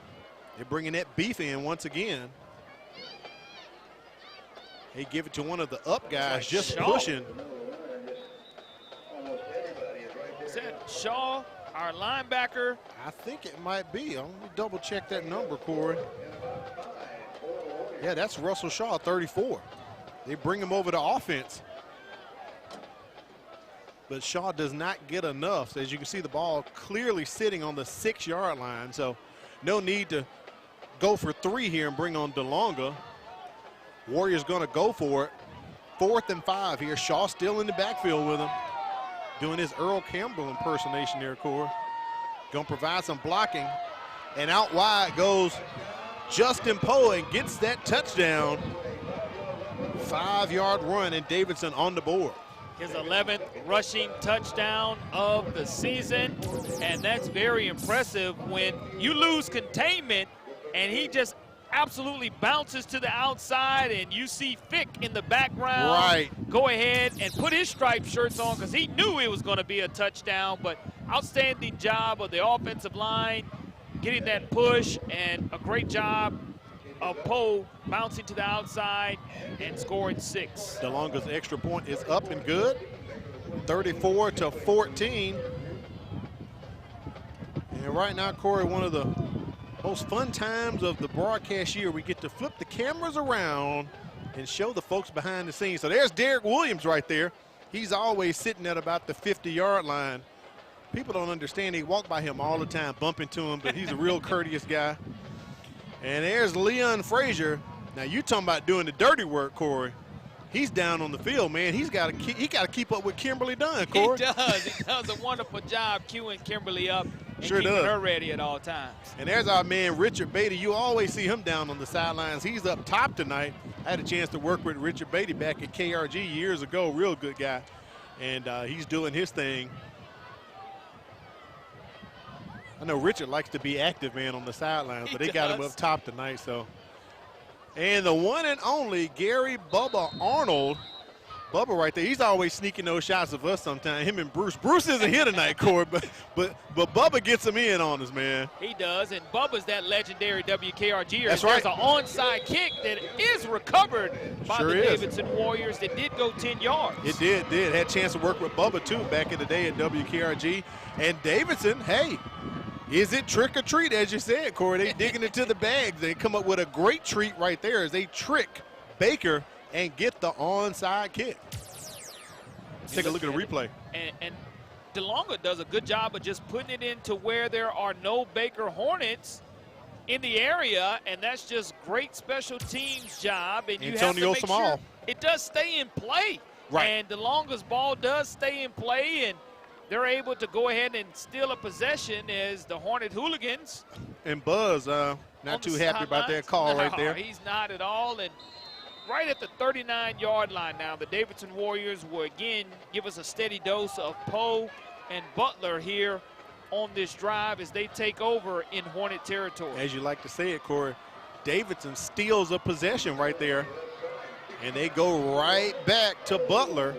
He's and still look up. at him move, Corey. He's hitting the circle button, the square button, the X button, picks up a first down, and the Davidson Warriors fans, they're getting excited. Well, one of the things that, again, you have to give hats off to the Davidson Warriors fan base tonight. They have showed up and showed out here at Clem Richardson Stadium, and that was a great run by Derek Butler. Go ahead and keeping his great balance, showing his agility, his speed, his quickness, showing the total package of things to come here for this dynamic running back who has over 500 rushing yards of the season. 1st and 10 on the 25. They're going to go with Poe, the other 2-1-2 punch. And Poe runs it close to about the 16-yard line or 17 on the carry. Helps his buddy Isaiah Kaiser up. Kaiser tries to block down the field for him, but gets rolled up from behind, and that's why Kaiser is slow to get up. But that's what you want to see, your wide receivers blocking 15 and 20 yards down the field. And now the Warriors are in Hornet red zone territory with the ball being spotted right at the 16-yard line.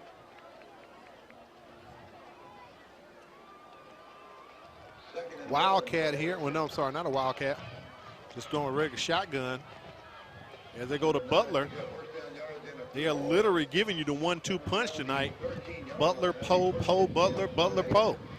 Well, with our score being 34-14, Davidson wants to go ahead and find a way to get back in this thing. And Baker doesn't want to be caught looking ahead to where their next destination is, which is in Auburn, Alabama, next week taking on Auburn High School.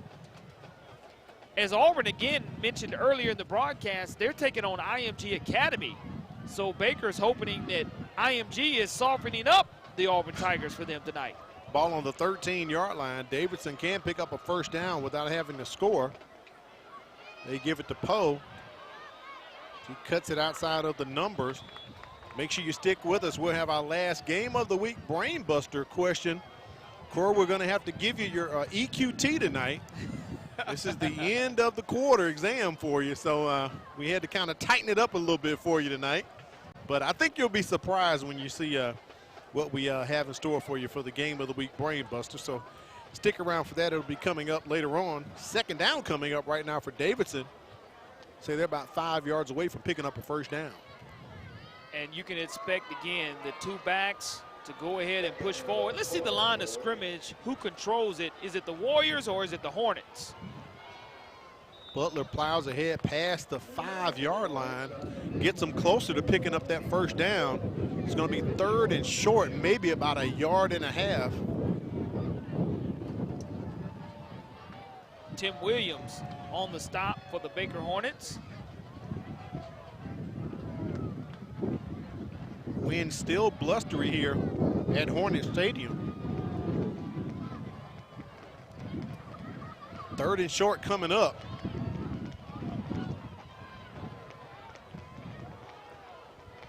The running game is the bread and butter for the Warriors. Poe cuts back inside with it, gets the first down. So it'll be 1st and goal coming up here for Davidson.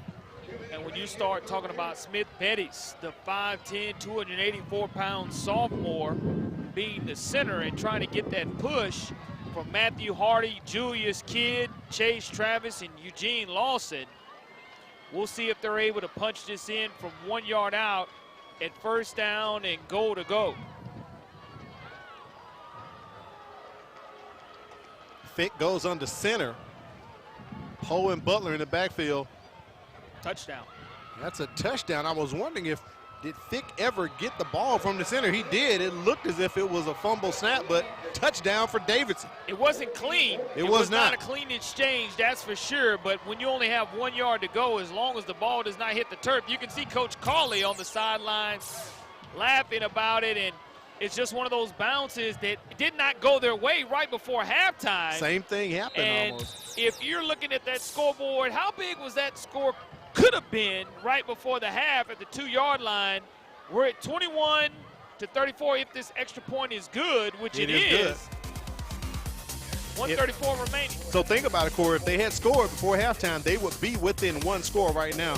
Baker on top 34-21. You're watching the MCPSS High School Football Game of the Week. When we say Bishop State Community College is a great place to start, we really mean it.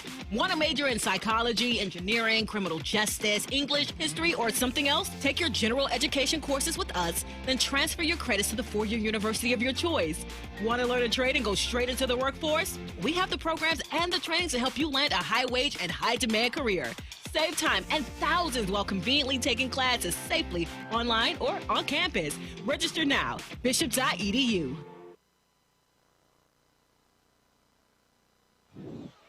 Got to thank BSN Sports, where you can get team apparel and equipment from baseball to wrestling and all sports in between. BSN Sports, the heart of the game.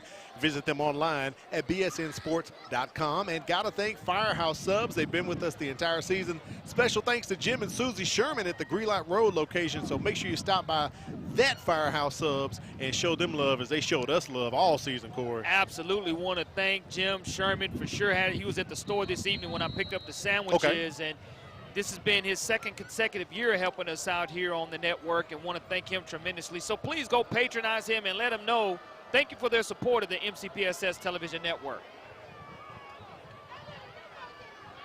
Taking a look at some numbers for Davidson's running back after that kickoff. Let's see if Davidson recovers it. They're excited.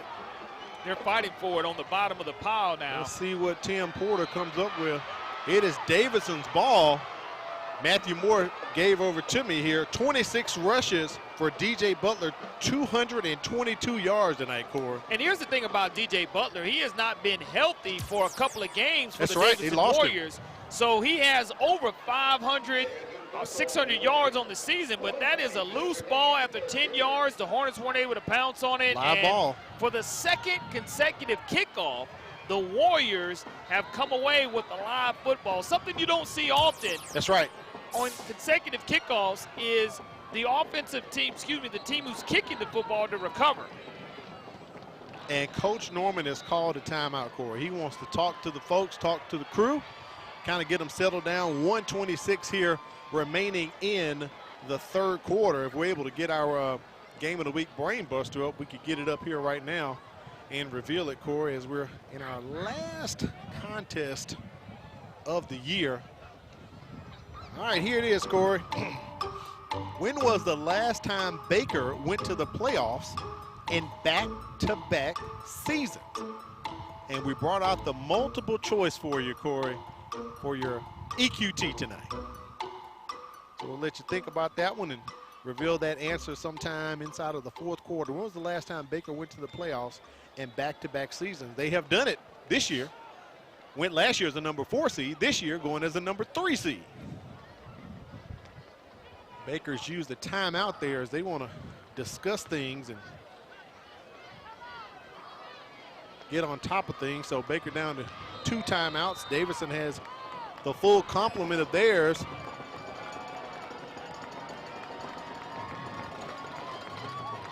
First and 10 for Davidson as they fake the handoff. First time seeing play action, and that ball tipped, intended for Poe. Second and 10 coming up for the Warriors.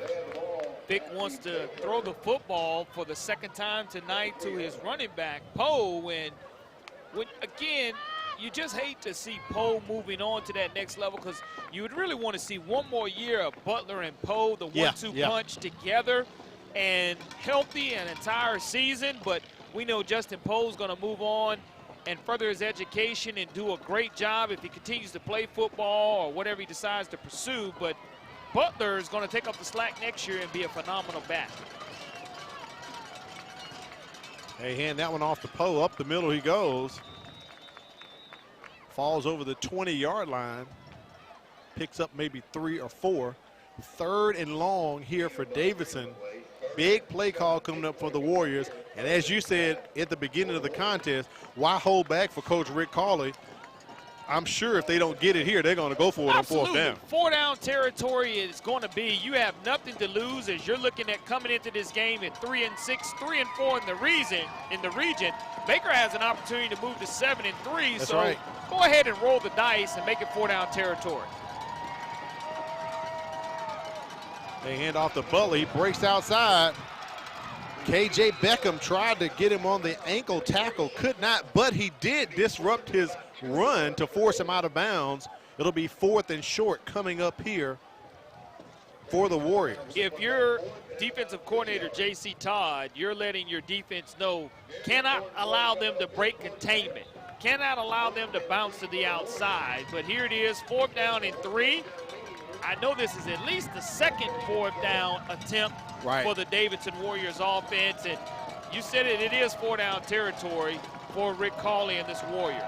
The hooligans making noise inside the Hornets' nest as they try to zap Poe. Is it enough? It's going to be close. Let's see where the spot will be placed. It's going to be real close. Real close, Corey. Tim Porter's looking to the side, and the clock still running as we just now had a stop. First down signal by Tim Porter. They must have gotten it just by the hair. Ball right. And J.C. Todd and Steve Norman are out on the numbers asking for an explanation. And that's the end of the third quarter right there. 34-21. Baker on top of Davidson. Very good contest. Al Whedon, Corley Bounty, Kimberly Dunn on the sidelines, and Coach Norman walking out on the field looking for the explanation. But Corey, we're going to put up the question, our last game of the week, Brainbuster. Here it is.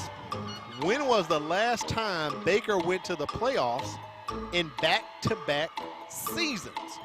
Let's just roll the dice, Al, and say B for Baker. B for Baker. Corey says 2012 and 2013. So, Miss Diane, if you can press the button.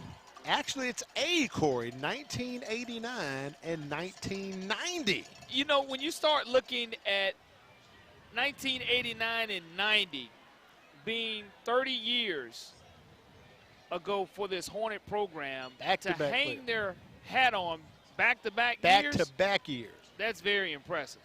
Back-to-back years. The first time they made the playoffs in 1984, they did go back in 1985, but when they made it again in 89, they repeated back in 1990. So that's something Coach Norman can put a feather in his cap. During the time that Jack French was here, they never went back-to-back, Corey. And that's something that Steve Norman, again, Baker being the second largest school in the state, that's right, Alabama, that's what you want in this West Mobile program, and that's what you're getting. And fourth quarter play, let's see if the Warriors can turn the corner. Vic under center. Hands it off to Butler. And he is just stifled right there at the 10-yard line. His progress held up. As Davidson has basically controlled the third quarter, Corey, Baker really had one good play. That was the kickoff return, and then it was all Davidson as they scored twice. Look at the rushing numbers put up by the Warriors tonight at 281 yards. But right here at 8:57 p.m., one thing that we have not seen a lot of are those yellow penalty flags. You're right about that. Justin Poe cutting back to the inside. And the Hornets tackle him at about the 7. And Coach Norman told us he's not trying to hold back. He wants, his guys to play this game all the way out. With them having clinched the number 3 seed and you want to stay healthy, still has his main starters, his main guys in this ball game. Leave it all on the field. Both teams are going to do that. And as this game gets a little bit closer, it makes Baker focus a little bit more. But Flowers has been on the sidelines, more importantly, for a long time because you had a kickoff for a touchdown. And now your defense has been on the field for a long time also. That's right. Up the middle goes DJ Butler. That's his second score tonight. And Davidson continuing to creep closer. I'm corrected, his third score tonight for Butler. Forgot he had that big long run in the first quarter. As he plows that one in for 7 yards. Butler, again, just showing his versatility as you hit the up back. And, you know, when you hit the hole, you have to credit the offensive line creating that hole. Matthew Hardy, Julius Kidd, Smith Betties, Chase Travis, Eugene Lawson, kudos to you and the techniques that you're using, coached to you by Blaine Clausel, getting 6 more on the board and now adding 7 because the point after is good. 10:33 remaining. Wow. We have ourselves a contest. Baker on top, 34-28.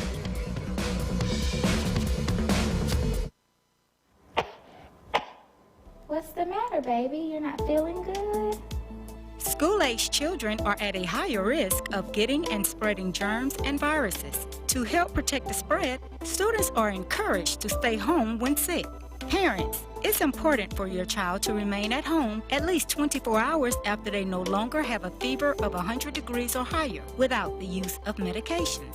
Please help us maintain a healthy learning environment.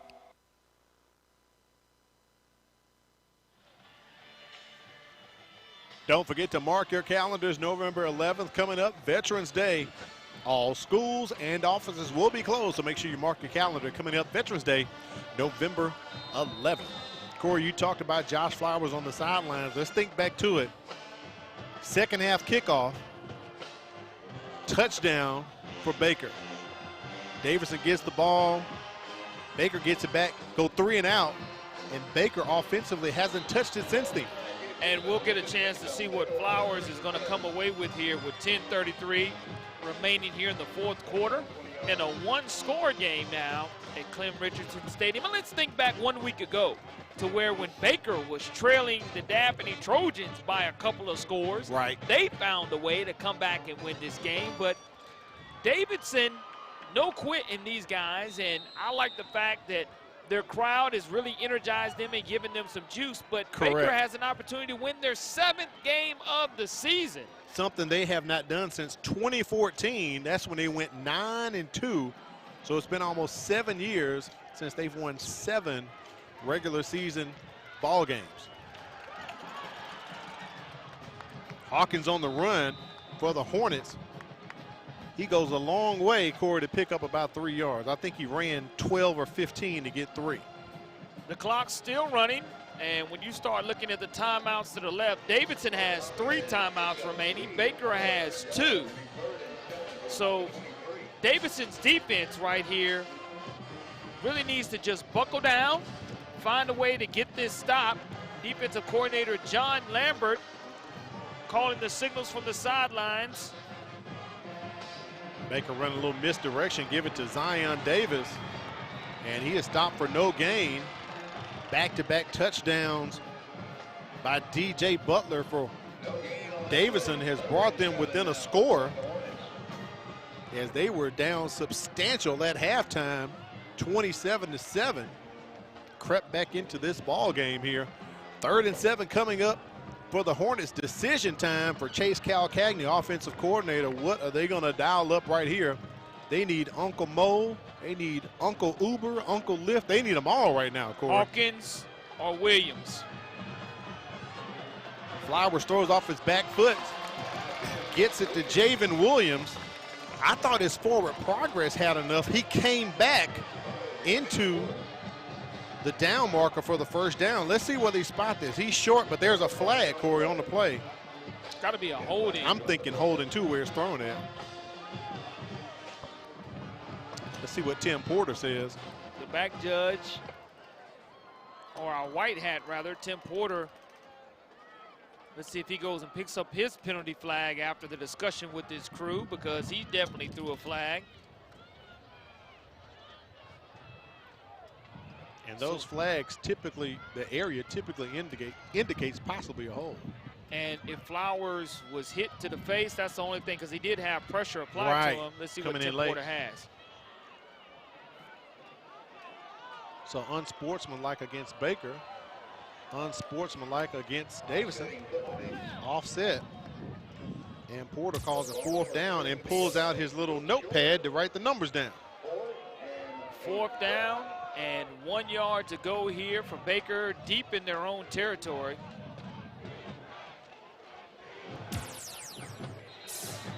So it looks like some of the big uglies were scrapping after the play, Corey.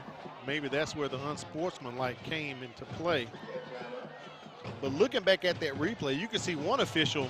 To me, it seemed as if he was at the line of forward progress for Williams, but when Williams came back, the other official called his progress, and they didn't really even out.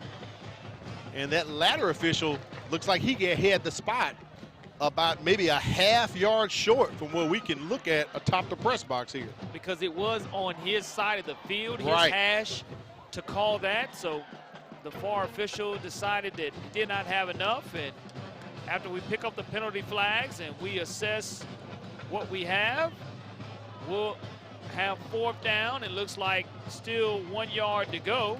And it looks like Baker's going for it. Ball sitting at just shy of the 39. I'm going to say it's between the 29 and the 30.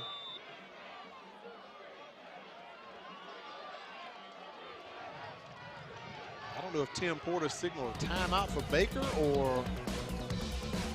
No timeout for Baker, that's for sure. I don't think it is. We're playing. Yeah, we're playing right now, though. 4th and inches coming up here. Flowers goes under center as he gets the push from his fellow Hornets, and he gets the 1st down.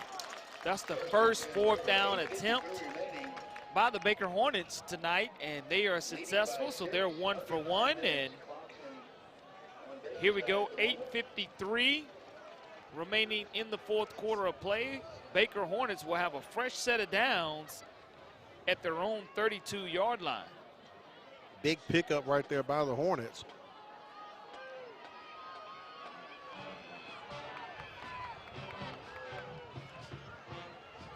Jamar Hawkins goes into motion, lines up into the slot. They'll play action over the top they go. And connects with Javen Williams as Williams is brought down around the 20-yard line. A Warrior is hurt, the one who tackled him, Corey. He's a little shaken up here. Williams big play capability. Shows his blazing speed, and Flowers shows the accuracy that he has and catches it in stride, and because of it, the defender lands on top. I think that's Antonio Small. It is Antonio Small, the 5'8", 143-pound senior on the far sidelines, being tended to by the medical staff. And again, just another great throw by Flowers. But when you have the type of weapons that Flowers has on the outside and the perimeter, Hawkins and Williams, and then you have the ability to use your feet also, it just creates problems for the defense. We'll take an injury timeout right here and come back, bring you more action for the MCPSS High School Football Game of the Week. Is your child interested in attending one of Mobile County's award-winning magnet schools? Applications are being accepted now through November 15th. From elementary to middle school, we have a wide variety of educational options and choices for you to choose from. Whether your child is interested in math or science, performing arts, technology, or college prep, we have options for you. Time is limited for you to enroll in our nationally recognized magnet school program. For more information and to apply, go to mcpss.com/magnet applications. We welcome you back to Clem Richardson Stadium. It's Davidson versus Baker. Al Weed and Corley Bounty on the sidelines. Kimberly Dunn bringing you our last contest of the season here as they help Antonio Small off the field. Big play right there from Josh Flowers to Javen Williams. Williams already has 2 touchdowns tonight, Corey, but he hauled in a big one right there. He got the Hornets out of a hole. Ball on the 19-yard line of Davidson.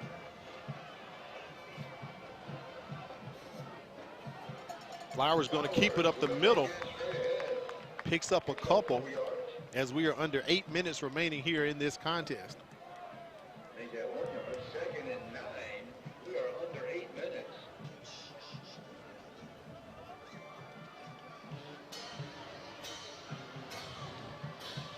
They're going to give Flowers About a 1 yard credit on that carry. I thought he picked up maybe 2. So 2nd and 9 coming up here for the Hornets.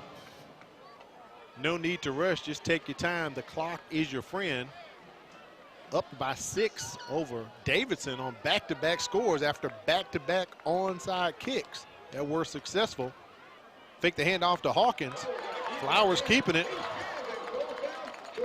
Hitting the spin move. It gets up to about the 10-yard line. Good run by Josh Flowers. Russell Shaw on the stop, the 5'7", 210-pound senior that's one of our impact players, finally brings Flowers down, and that's very similar to what we would have seen at the banquet had they decided to play tackle football, the Crichton Optimist Club Award banquet. But again, just a great run by Flowers, picking up 8 yards on the play, 3rd down and 1 yard to go. I think they were too busy maybe fighting over that fried chicken, Corey, and the pasta we had on Wednesday. Wasn't too bad. It was pretty good, too.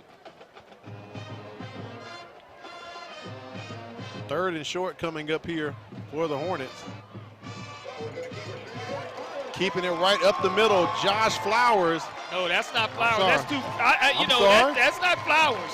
Too fast for Flowers. Hawkins, Jamari Hawkins. You saw the gear. Quick move. Whoa. That gear was too fast for Flowers because, again, when you start putting him in the backfield, Hawkins, he's that dual threat They went to that, right, Corey. They went to that wildcat formation. And before I knew it, Hawkins was back there getting the ball. And they get the score to kind of take the pressure off themselves right there. Kilgore's extra point is up and good. Baker extends the lead 41-28 as you watch the MCPSS High School Football Game of the Week, brought to you by Bishop State.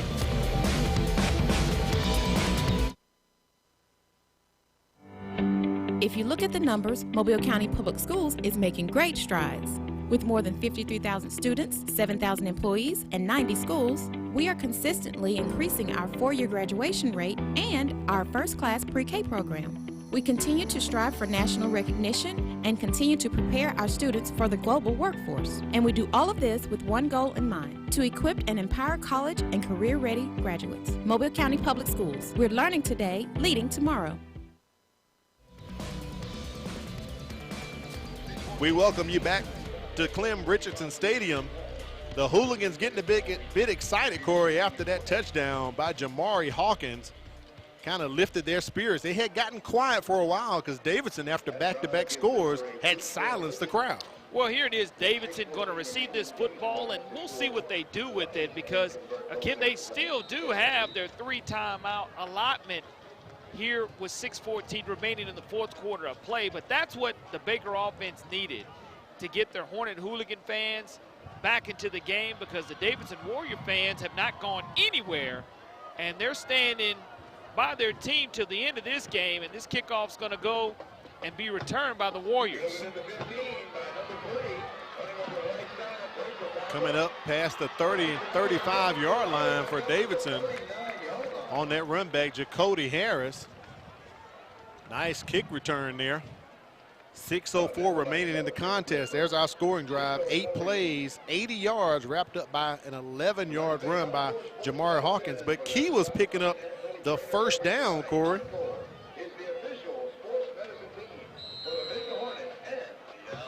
And it really was critical to continue to keep that down and distance alive, as I know Javen Williams has a couple of receiving touchdowns. Yeah, that's Hawkins' second touchdown. It's Hawkins' second as well.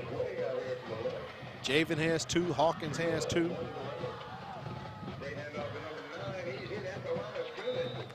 And don't forget that kickoff return by Rod Taylor to start us off in the 3rd quarter as well. 2nd and long coming up here for Davidson.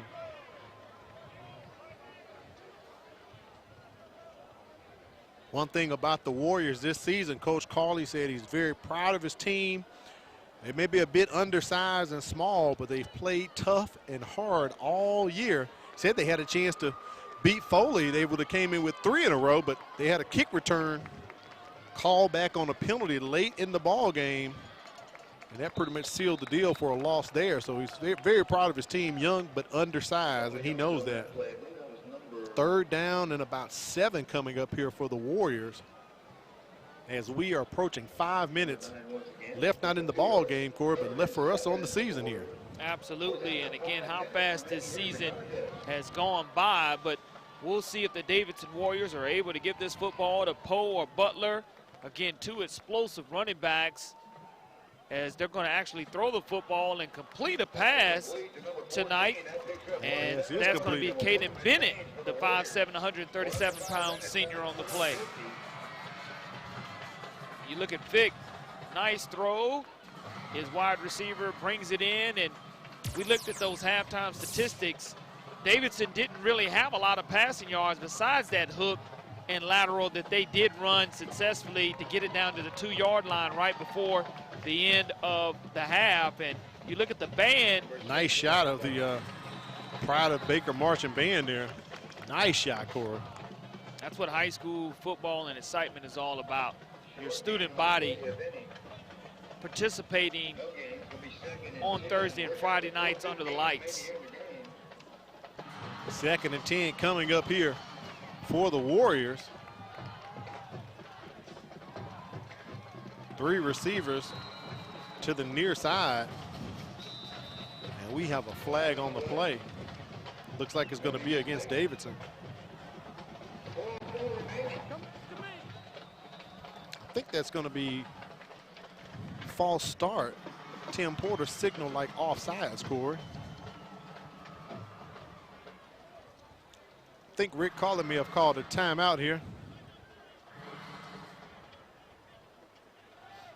All right, Corey, one of my favorite shots of the year. I have to wait to the last game of the year every year. But here is the truck cam. And there are all the usual suspects. Our executive producer, Quentin Howard, sitting on the side. This man's been working hard all night in the light blue. That's Fran Conway with the hat on there. Technical director, Wade Ford. Miss Diane, she always tries to give you the right answers, Corey, but you get them wrong half the time. Charles Martin sitting in the back. That's our IT guy on replay all season.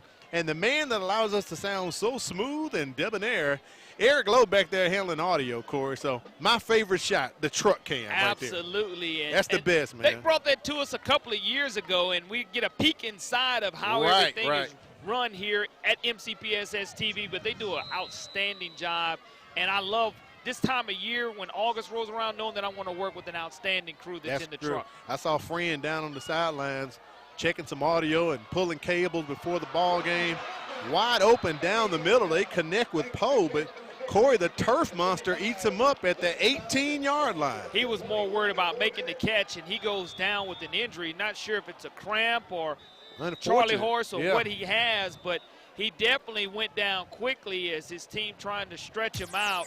Maybe that could have been the reason why, because he was wide open going to the house for 6. If he had to stretch out for this to where he had sent himself, no, he just takes a bad, kind of like you said, the turf monster grabs, and then he immediately goes back down afterwards, and the trainers tended him in. He's in tremendous pain, but that's a great catch that he made nonetheless, showing his continued versatility, not only being able to run the football, but catch the football out of the backfield also. So Poe down on the field. He is a senior. Answer. Got to thank our folks over there at Firehouse Subs. As we told you all season long, Miss Jim and Susie Sherman at the Greenlight Road location. Want to thank them for giving us support and feeding the crew the entire season. We do appreciate it. And lastly, got to thank BSN Sports, where you can get team apparel and equipment. You even get polos like Corey and I have had on the entire season. BSN Sports, the heart of the game. Visit them online at bsnsports.com. Eric Hill providing our BSN Sports merchandise, and we just want to thank him so much. Sure do. For all that he does, not only for us here, but for the schools around as well. Got to thank the young men who've been providing us some extra hands, our grips this season. Malachi Howard, Enoch Tracozzi, Darian Hanna, Donovan Wright, and Bobby Dacian, man, they've been doing a great job this season. Butler on the run. I think he's going to have the first down, Corey, as he's brought down at the 9-yard line. Davidson still bringing the heat here. And they say this game is a game of inches. Well, again, right before the half, 2-yard line is where the Davidson Warriors were, to where I know it's coulda, woulda, shoulda, but if they would have scored there and score here, we would be looking at close to a tie ball game. Into the end zone. That is a touchdown. That 9-yard touchdown run matches the young DJ man's number. Derek Butler wears number 9. He comes away with a 9-yard touchdown as well for the Davidson Warriors. As he scampered right on in.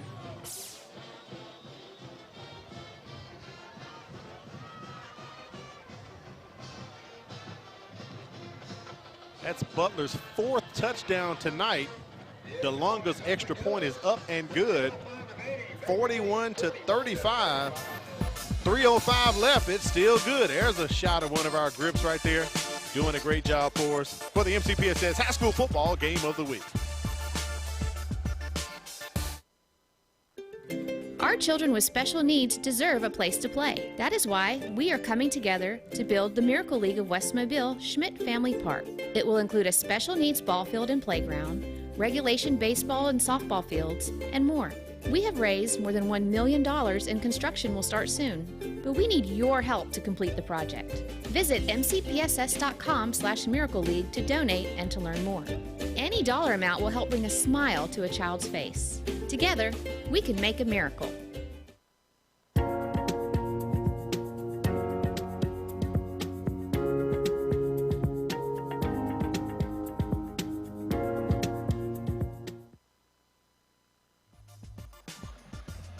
We welcome you back to the MCPSS High School Football Game of the Week. DJ Butler picked up his 4th touchdown. His rush for 263 yards. And that onside kick is brought in by Baker. Jaden Campbell, he's trying to take it to the house, but he takes it into the 30-yard line, almost close to the 25 of the Warriors. Baker's got great field position coming up here, Corey. DeLonga with the sky pooch kick that twice tonight has been recovered by the Warriors. This one was returned for positive yardage, as when Jaden Campbell, the 6-foot, 170-pound junior, got it, he knew what to do with it, put it in gear for the Hornets. But let's go back to Derek Butler. 4 touchdowns tonight. He had 4 touchdowns total coming in, so he's already doubled up his season total, going from 4 to 8. And congratulations to this young sophomore, but Baker now, Flowers in a quarterback, we'll see what they're able to come away with before the penalty's called. Flag on the play. Right now, Flowers 8 for 11, 240 yards, 4 touchdowns passing, 1 on the ground, 32 yards rushing. 5-yard penalty, remains first down. So, Corey, we got a few choices tonight for our Career Tech Education Player of the Game to put up. I mean, great numbers. Javen Williams has had a great game. Josh Flowers. DJ Butler, as we just talked about him as well. And Jamari Hawkins, I think he heard us talking about the other guys and said, hold up, Al. I'm doing some work tonight too, buddy. You know, I think it's one of those nights so far to where you can go co-MVPs in Hawkins and Williams, because both of them have definitely been deserving, as Williams scored those early 2 touchdowns receiving. And Hawkins has been the story here in the second half, but these 2 guys are definitely the 1-2 punch. To me, they're the most explosive wide receiver tandem in the Mobile-Baldwin County area. Right now, you have a quarterback who can get it to him. That's special, too. Right now, Williams with 3 touchdowns. Low snap to Hawkins right there. They went back to that Wildcat. And very smart for Hawkins to fall on top of that one, Cora. And Flowers is taking the offensive signals from the sidelines. Looks like there will be a timeout called by Davidson. Davidson calls a timeout. That's their first timeout. Yeah, we'll see if coming out of this timeout, Flowers decides to come back in the game or not. But that is a good timeout to stop the clock. 41-35 in a 1-possession game. Davidson has to come away with some type of defensive stop.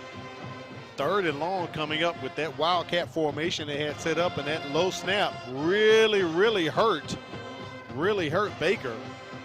As we at 1:55, crucial point. If Davidson can get the stop right here, Corey, you never know what could come out of this.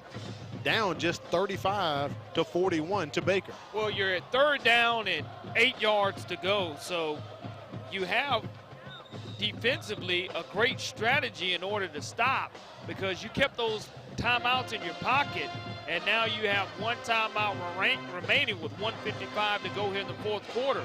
And we know when Baker calls a timeout, they draw up a good play, Chase Calcagney and his offensive mind. Let's see what they may draw up. Flowers is back in the ball game. Hawkins going to line up at the slot. Javen Williams at the top. Similar situation to last week. They weren't down. They're on top right now.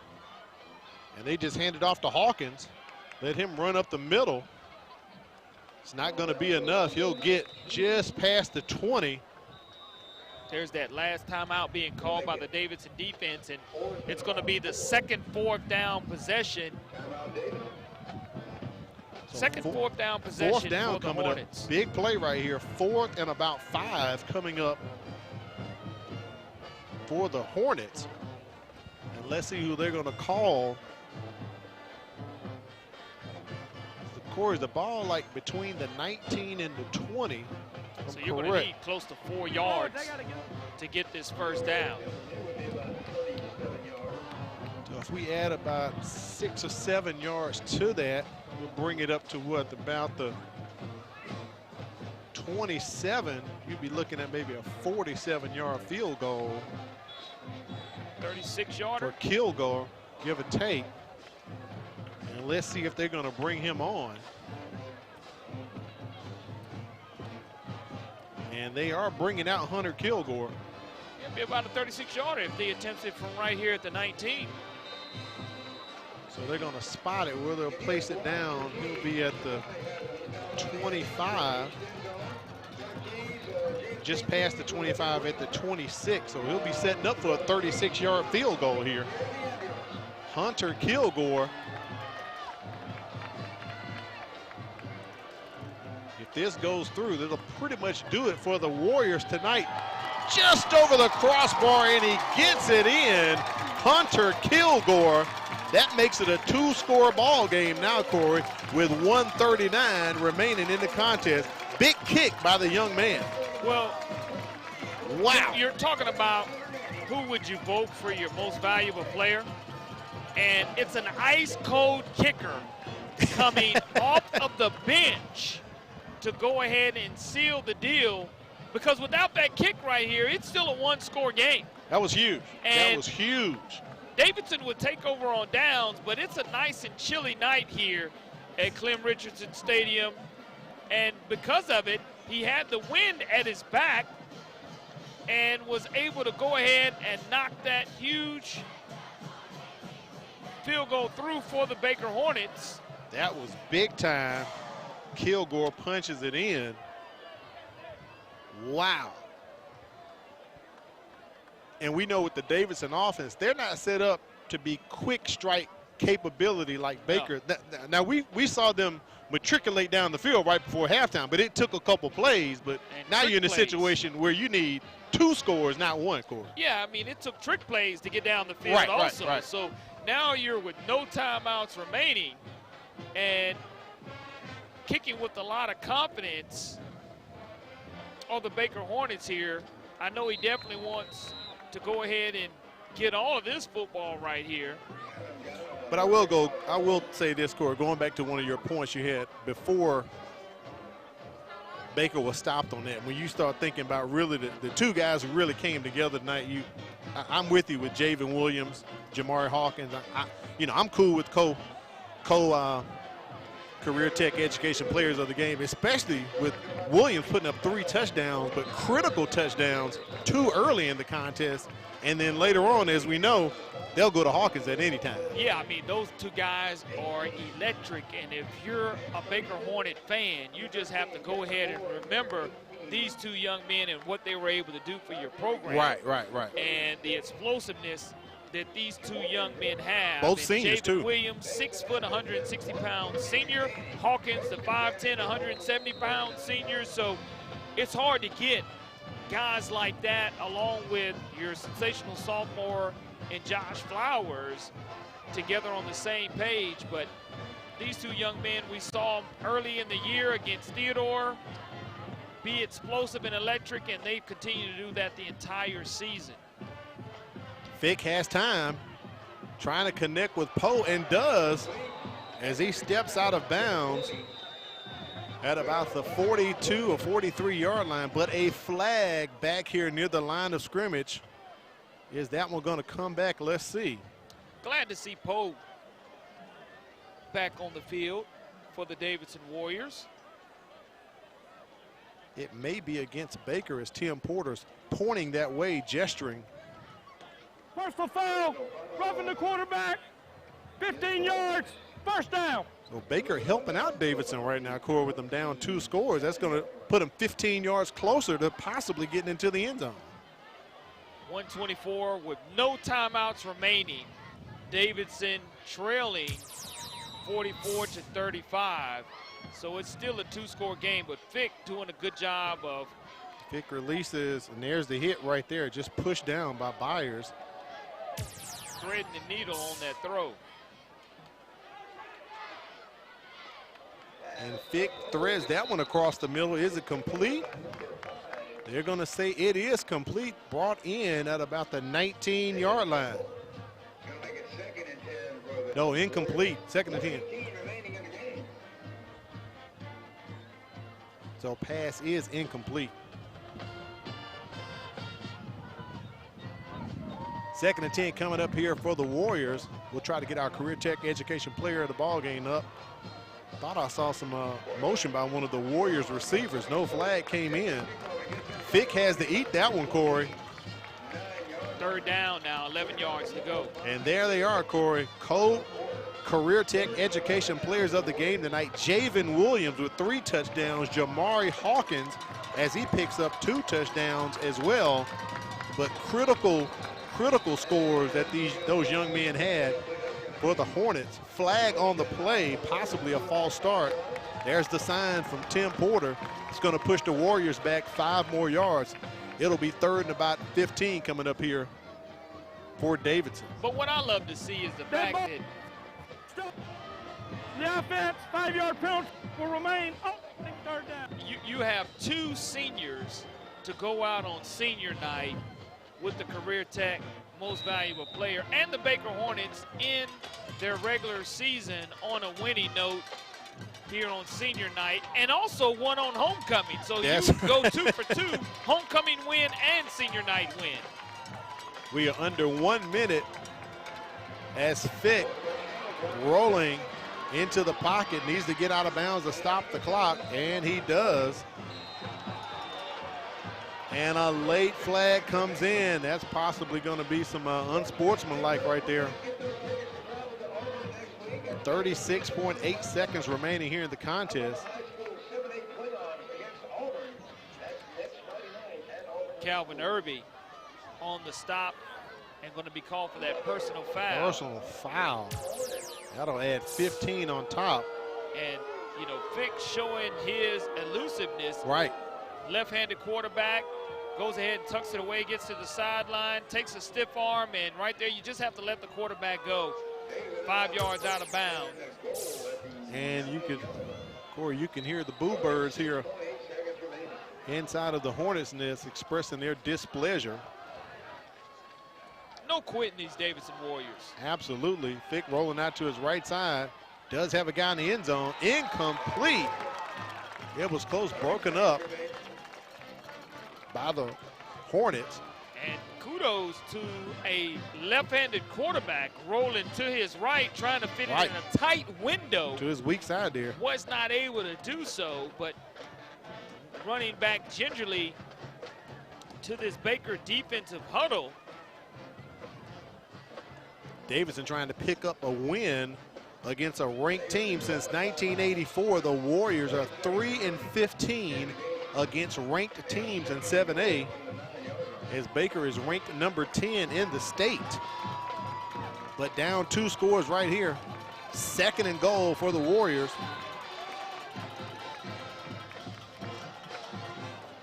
Delay of game. Our first time seeing that penalty tonight. Called against Davidson. That'll push him back 5 yards. But what you have seen is this Baker offense averaging 32 points a game and now has 44 tonight. And this Baker defense giving up 19.4 points a game, and they've given up 35 tonight, but they're ultimately going to come away with the win. Fick scrambling once again. He is hit and knocked out of bounds. Showing his swift feet. He's just a junior, so he'll be returning back next season. And I like Fick. 5'11", 170-pound junior on the season. Only has close to 230 yards rushing. Has 3 rushing touchdowns, so that shows that he does know how to find the end zone. But 22.4 seconds remain. Let's see if he decides to run it again. Ball on the 5-yard line, rolls out to his right. And that ball is picked off. That looks like Javen Williams, number 17. And Corey, he's taking it 30, 20, 10. He's taking it to the house. It's a 99-yard interception for a touchdown. Javen Williams goes over onto defense, and Corey, he just shut it down. Yeah, he comes from his cornerback position, and he just reads the eyes, makes a great break on the football, and now it's just a foot race, and he does outrace Fick, and he calls to the house here at Baker and scores 6. That is Williams' 4th touchdown tonight, Corey. I will say this. His former track coach, Chandre Young, is going to be upset because he didn't run through the tape. He kind of coasted. But in that situation, he got 6 points on the board for the Baker Hornets. As Baker has put up half 100 plus 1, 51-35. Corey, we started off with a couple 3 and outs, and we're sitting here like, well, when is it going to happen? And then all of a sudden it happened, and it continued in the second half tonight with this 7A Region 1 matchup. Well, what's interesting is, you know, you saw no quit in the Warriors, and Fick rolls out and just didn't expect Williams to be able to break that quickly on the football. Right. And Williams shows his versatility as a cornerback as well as a wide receiver. So Baker has explosive athletes playing on both sides of the football. But that young man is an outstanding basketball player as well. And Williams gets his camera time here tonight on the MCPSS television network, and deservedly so. Anytime you can go 99 yards to the house. Took it to the house with the house call. Hey, Corey, I'm going to say that's the way you wrap a season up for us here, man. Wow. Senior wideout for the Hornets as they will travel to Auburn next week to try to keep their season going. He just loves football and loves basketball and just loves being a Baker Hornet. And that's what it's all about for this young man to go ahead and finish his season the way he wants to. And it looks like there was some type of penalty on the return. I believe so. Unsportsmanlike or some type of personal foul called against the Davidson Warriors because the Baker Hornets would be kicking off from the Warriors' 45-yard line. So let's see if Gata just squibs this one up the middle.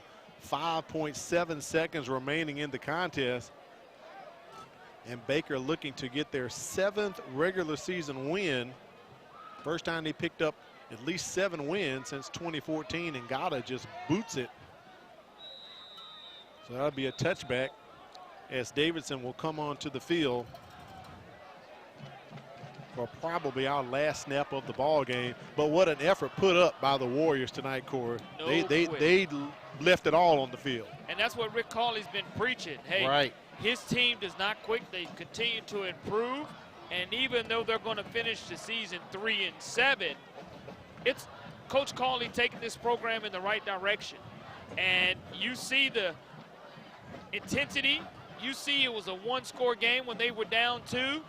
Down 3 scores, they continued to fight back and didn't quit and cut it to a 1-score game. and ultimately the scoreboard is going to say it's 51-35. That's going to be our final, but Rick Cawley has done a tremendous job leading this Warrior program. And again, you give him healthy offensive line and the returners that he has coming back next year, Davidson's going to make some noise in 7A. That's right. 1-9 last year, but improved to 3-7, picking up 2 wins, but some close losses they had. But getting that win tonight, it is the Baker Hornets 51-35 over Davidson. And a very exciting contest at the end of the season, Corey. Typically, you don't see ball games that have such high output from both sides in the last contest, and there were no playoff ramifications or region things up for grabs. This was just the last ball game of the season. 7A Region 1 is how we finish our season here on MCPSS Television Network. A 7th win for the Baker Hornets, and they do a tremendous job of finding a way to go ahead and take a close game and finish strong. And you could talk about the fight that Davidson had. 2 onside kicks, 2 back-to-back touchdowns by DJ Butler in the 3rd quarter.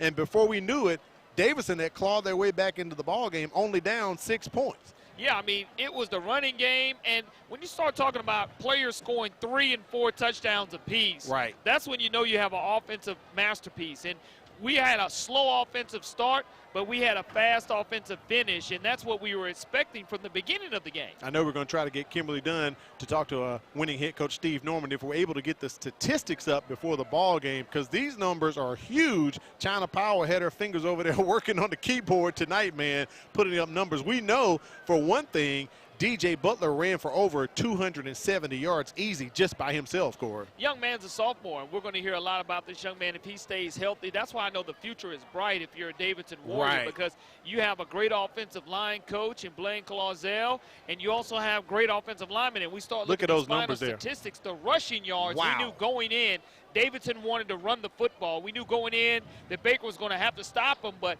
look at the discrepancy there. 446 total yards of offense to 316, and still Baker comes away with a 51-35 win. You start looking at the penalties they picked up in the second half. 5 for 44 for Baker, 4 for 20 for Davidson, and Baker finds a way after go ahead and having 241 of passing yards. Joshua Flowers finding his explosive wide receivers. Baker still wins the game. And 2 of those touchdowns for Baker, one came on special teams when you had the return there by Rod Taylor for Baker on the kickoff, and also you had that pick six just now from Javen Flowers. Let's take it down to the sidelines and check in with Kimberly Dunn with winning coach Steve Norman.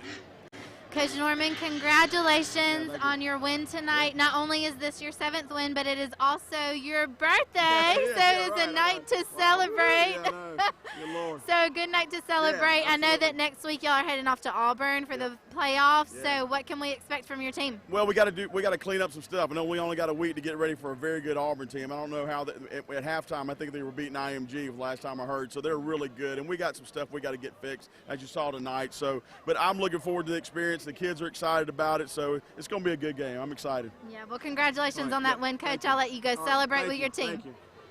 Thank you, Kimberly. We do appreciate it, and we appreciate you for joining us the entire season for the MCPSS High School Football Game of the Week, brought to you by Bishop State. Baker gets the win tonight. For Kimberly Dunn, from my man Corey Bounty, here on top of the press box for Matt Moore and China Powell, we thank you for joining us. And right now we're going to let the names roll through the air. You've been watching the MCPSS High School Football Game of the Week, brought to you by Bishop State. Have yourself a great weekend and a great rest of the year.